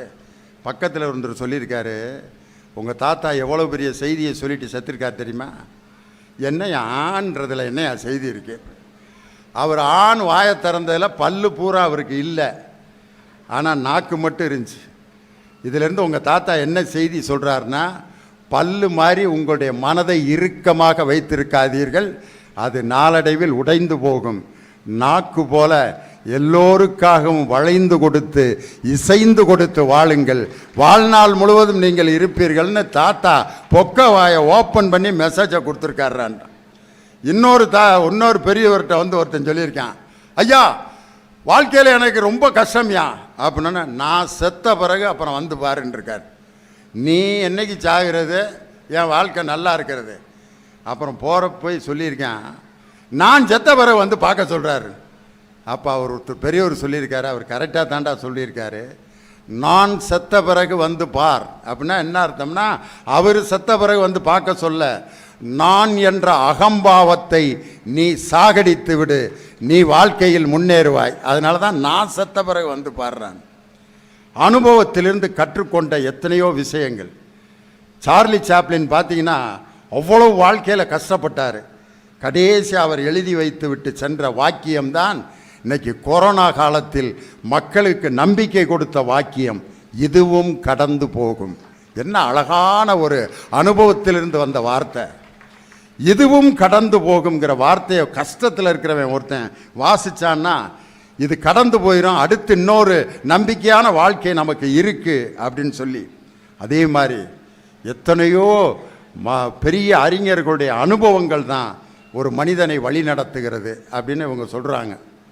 அதுக்காக நாங்கள் 2 பேரும் இவ்வளோ உசுரை கொடுத்து பேசியிருக்கோம், நீ வாட்டுக்கு அனுபவ அறிவிக்கே பேசிகிட்டு இருக்கியேன்ட்டு. இன்றைக்கி தமிழ்த்தாய் வாழ்த்துன்னு ஒரு அற்புதமான, வேறு எந்த மாநிலத்திலும் இல்லாமல் ஒரு மொழிக்காக வாழ்த்துப்பாவை முதலில் இயற்றிய மாநிலம் நம் தமிழ் மாநிலம். முத்தமிழறிஞர் டாக்டர் கலைஞர் மனோன்மணியம் சுந்தரம்பிள்ளை எழுதிய நீராறும் கடலுடுத்தங்கிற பாட்டை தமிழ்த்தாய் வாழ்த்தா கொடுத்தார். அதை மெல்லிசை மன்னர் எம்.எஸ். விஸ்வநாதன்ட்ட மியூசிக் போட சொல்லியிருக்காரு. எம்.எஸ். விஸ்வநாதன் பல டியூன் போட்டு கொண்டு வந்து தலைவர்கிட்ட காமிச்சிருக்காரு. அப்போ தலைவர் சொல்கிறாரு, எல்லாரும் பாடுற மாதிரி ஒரு டியூனை, ஒரு ராகத்தை நீங்கள் சூஸ் பண்ணி போடுங்க அப்படின்னொன்னே, மோகன ராகத்தில் போடவா அப்படின்னொன்னே தலைவர் மோகன ராகத்திலே போட்டு கொண்டு வாங்க. மோகன ராகம் எவ்வளோ அழகான ராகம் அப்படின்னு சொல்லி அந்த மோகன ராகத்தில் வந்த பாட்டெலாம் சொன்னால் நீங்கள் அந்த பாட்டை எப்படி ரசிச்சிருப்பீங்கன்னு சொல்லுவீங்க. என்ன அழகான பாட்டு, பழைய பாட்டு ஒன்று மோகன ராகத்தில் இருக்குது.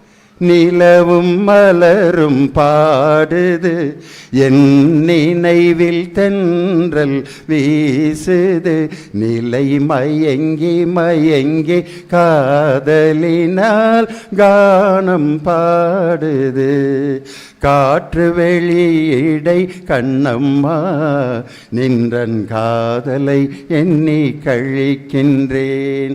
கூவாமல் கோவும் கோகிலம் பொன் கொண்டாடும் காதல் கோமளம் யாரும் காணாமல் நான் பாடும் கீதமே என்னாலும் அழியாது என் ஜீவனே.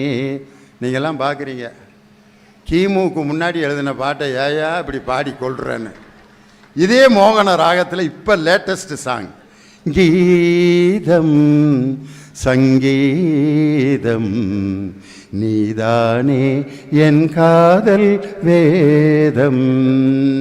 நான் ஒரு பொன்னோவியம் கண்டேன் எதிரே இளமை இனிமை இனிமை அது புதுமை இரு பறவைகள் மலை முழுவதும் இங்கும் அங்கும் பறந்தன நின்னு கோரி வர்ணம் வர்ணம் இசைத்திட என்னை தேடி வர்ணம். கண்மணியே காதல் என்பது கற்பனையோ காவியமோ கண் வரைந்த ஓவியமோ எத்தனை எத்தனை இன்பங்கள் நெஞ்சினில் பொங்குதம்மா பல் சுவையும் சொல்லுதம்மா. சரிக பத சாத பகரேசா நீராறும் கடலொடுத்த நிலமடந்தை கெளிலொழுகும் சீராறும் வதனமென. இப்போ உங்களுக்கெல்லாம் கால் பரபரன்னு இருக்கான் எந்திரிச்சு நிக்கலையே அப்படின்னு சொல்லி இந்த பாட்டை வச்சு நான் சொல்கிறேன் பட்டறிவா படிப்பறிவான். எம்.எஸ். விஸ்வநாதன் தன் அனுபவ ஞானத்தால் மோகன ராகத்தில் அதை போட்டு தமிழ்த்தாய் வாழ்த்தை முத்தமிழறிஞர் டாக்டர் கலைஞரிடம் கொடுத்தார். ஆனால் அந்த பாட்டை மனோன்மணியம் சுந்தரம்பிள்ளை என்ற அந்த அருமையான புலவர் ஏட்டிலே எழுதி வைத்து அது படிக்கப்படாமல் இருந்திருந்தால் இன்னைக்கு நமக்கு தமிழ்த்தாய் வாழ்த்து என்ற ஒரு வாழ்த்து கிடைத்திருக்காது. அதனால் இன்னைக்கு நான் என்ன சொல்கிறேன்னா அனுபவ பட்டறிவு அனைத்தையும் ஒரு நூலாக நமக்கு வடித்து கொடுத்த அந்த அனுபவத்தின் தொகுப்பை நாம் புத்தகங்களில் படித்துத்தான் பட்டறிவையே நாம் பெற்றுக்கொள்கிறோம். உன்னையே நீ அறிவாய் என்று சாக்ரட்டிஸ் கற்றுக் கொடுத்த அந்த சிந்தனையை நம்ம எப்படி தெரிஞ்சிச்சு? அவர் எழுதிய ஒரு புத்தகத்தை ஒரு ஆசிரியர் எழுதி சாக்ரட்டிஸ் எழுதிய தத்துவங்கள் என்ற நூலை படித்ததால் தான் லியோனி சாக்ரட்டிஸை பற்றி இங்கே பேசுகிறேன். காந்தியை பற்றி நெல்லை ஜெயந்தா பேசுகிறார். ஏனென்றால் காந்தியை பற்றி ஒரு அறிஞர் எழுதிய நூல். ஒரு கவிதையை ரொம்ப அழகாக சொல்கிறார். ஒரு கவிஞன் எழுதிய நூல். ஒரு கவிதை ஒரு கவிஞர் எழுதியிருந்தார். இன்னைக்கு பெண் குழந்தைகளை கள்ளிச்செடி கள்ளிப்பால் கொடுத்து கொன்று கொண்டிருக்கிறார்கள். அந்த கள்ளி மரத்தடியில் ஒரு நாய் தன்னுடைய 5 குட்டிகளுக்கு பாலூட்டி கொண்டிருக்கிறது. அது ஆண் குட்டியா பெண் குட்டியா என்று கூட தெரியாமல் எல்லா குட்டிகளுக்கும் அந்த நாய் பாலை ஊட்டி கொண்டிருக்கிறது. ஆனால் அதே கள்ளி மரத்தடியில் ஒரு பெண் தன் பெண் குழந்தைக்கு கள்ளிப்பாலை ஊட்டுகிறாள். இதில் எது தாய் எது நாய் அப்படின்னு கேட்டார் ஒரு கவிஞர். இந்த கவிதையை நான் புத்தகத்தில் படித்து தான் இன்றைக்கி நான் தெரிஞ்சுக்கிட்டேன். இன்றைக்கி நான் நம் தமிழக முதல்வர் அவருக்கு நம் தமிழகமே இன்றைக்கி நன்றி சொல்லணும். என்ன காரணம் என்றால் உயர்கல்வியில் ஒரு பெண் படிப்பது என்பது எட்டா கனியாக இருந்த அந்த காலத்தை மாற்றி அரசு பள்ளியில் படிக்கின்ற பெண் குழந்தைகளுக்கு உயர்கல்வியில் மாதம் 1000 ரூபாய் நிதி உதவியை வழங்கப் போகிற அந்த தமிழக அரசினுடைய அந்த திட்டம் இருக்க எதுக்கு? படிப்பறிவுக்கு தான். அதனால் ஒரு ஆண் படிப்பது என்பது குடத்தில் வைக்கப்பட்ட நீர். அது அந்த குடும்பத்துக்கு மட்டும்தான் பயன்படும். ஒரு பெண் படிப்பது ஒரு ஊரில் ஓடிக்கொண்டிருக்கக்கூடிய நதி போல அது அந்த ஊருக்கே பயன்படும். குடத்தில் இருக்கும் ஆண் கல்வியாக இருந்தாலும் ஓடையிலே ஓடுகின்ற அருவியின் தண்ணீராக இருந்தாலும் மக்களுக்கு பயன்படுவது அனுபவ அறிவுகளையெல்லாம் தொகுத்து வழங்கிய புத்தகத்தின் படிப்பறிவுதான் ஒரு மனிதனுடைய வாழ்க்கையின் மகிழ்ச்சியையும் வாழ்க்கையின் முன்னேற்றத்தையும் தீர்மானிக்கிறது என்று சொல்லி நல்ல நூல்களை படியுங்கள். இங்கு இருக்கின்ற அனைத்து அரங்குகளிலும் இருக்கும் அனைத்து நூல்களையும் வாங்குங்கள், படியுங்கள் படியுங்கள் படியுங்கள். படிப்பு தான் நமக்கு இருக்கக்கூடிய சொத்துக்களிலேயே மிகப்பெரிய சொத்து. படிப்பு படிப்பு என்று சொல்லி படிப்பறிவை பெறுங்கள் என்று சொல்லி இந்த அருமையான அரங்கத்தை வணங்கி வாழ்த்தி நம் மாவட்ட ஆட்சித்தலைவருடைய சமூக பணி மென்மேலும் சிறக்க உங்களுடைய பலத்த கரவொலி எழுப்பி இந்த புத்தக திருவிழா வெற்றியடைய அன்போடு வாழ்த்தி விடைபெறுகிறேன். நன்றி, வணக்கம்.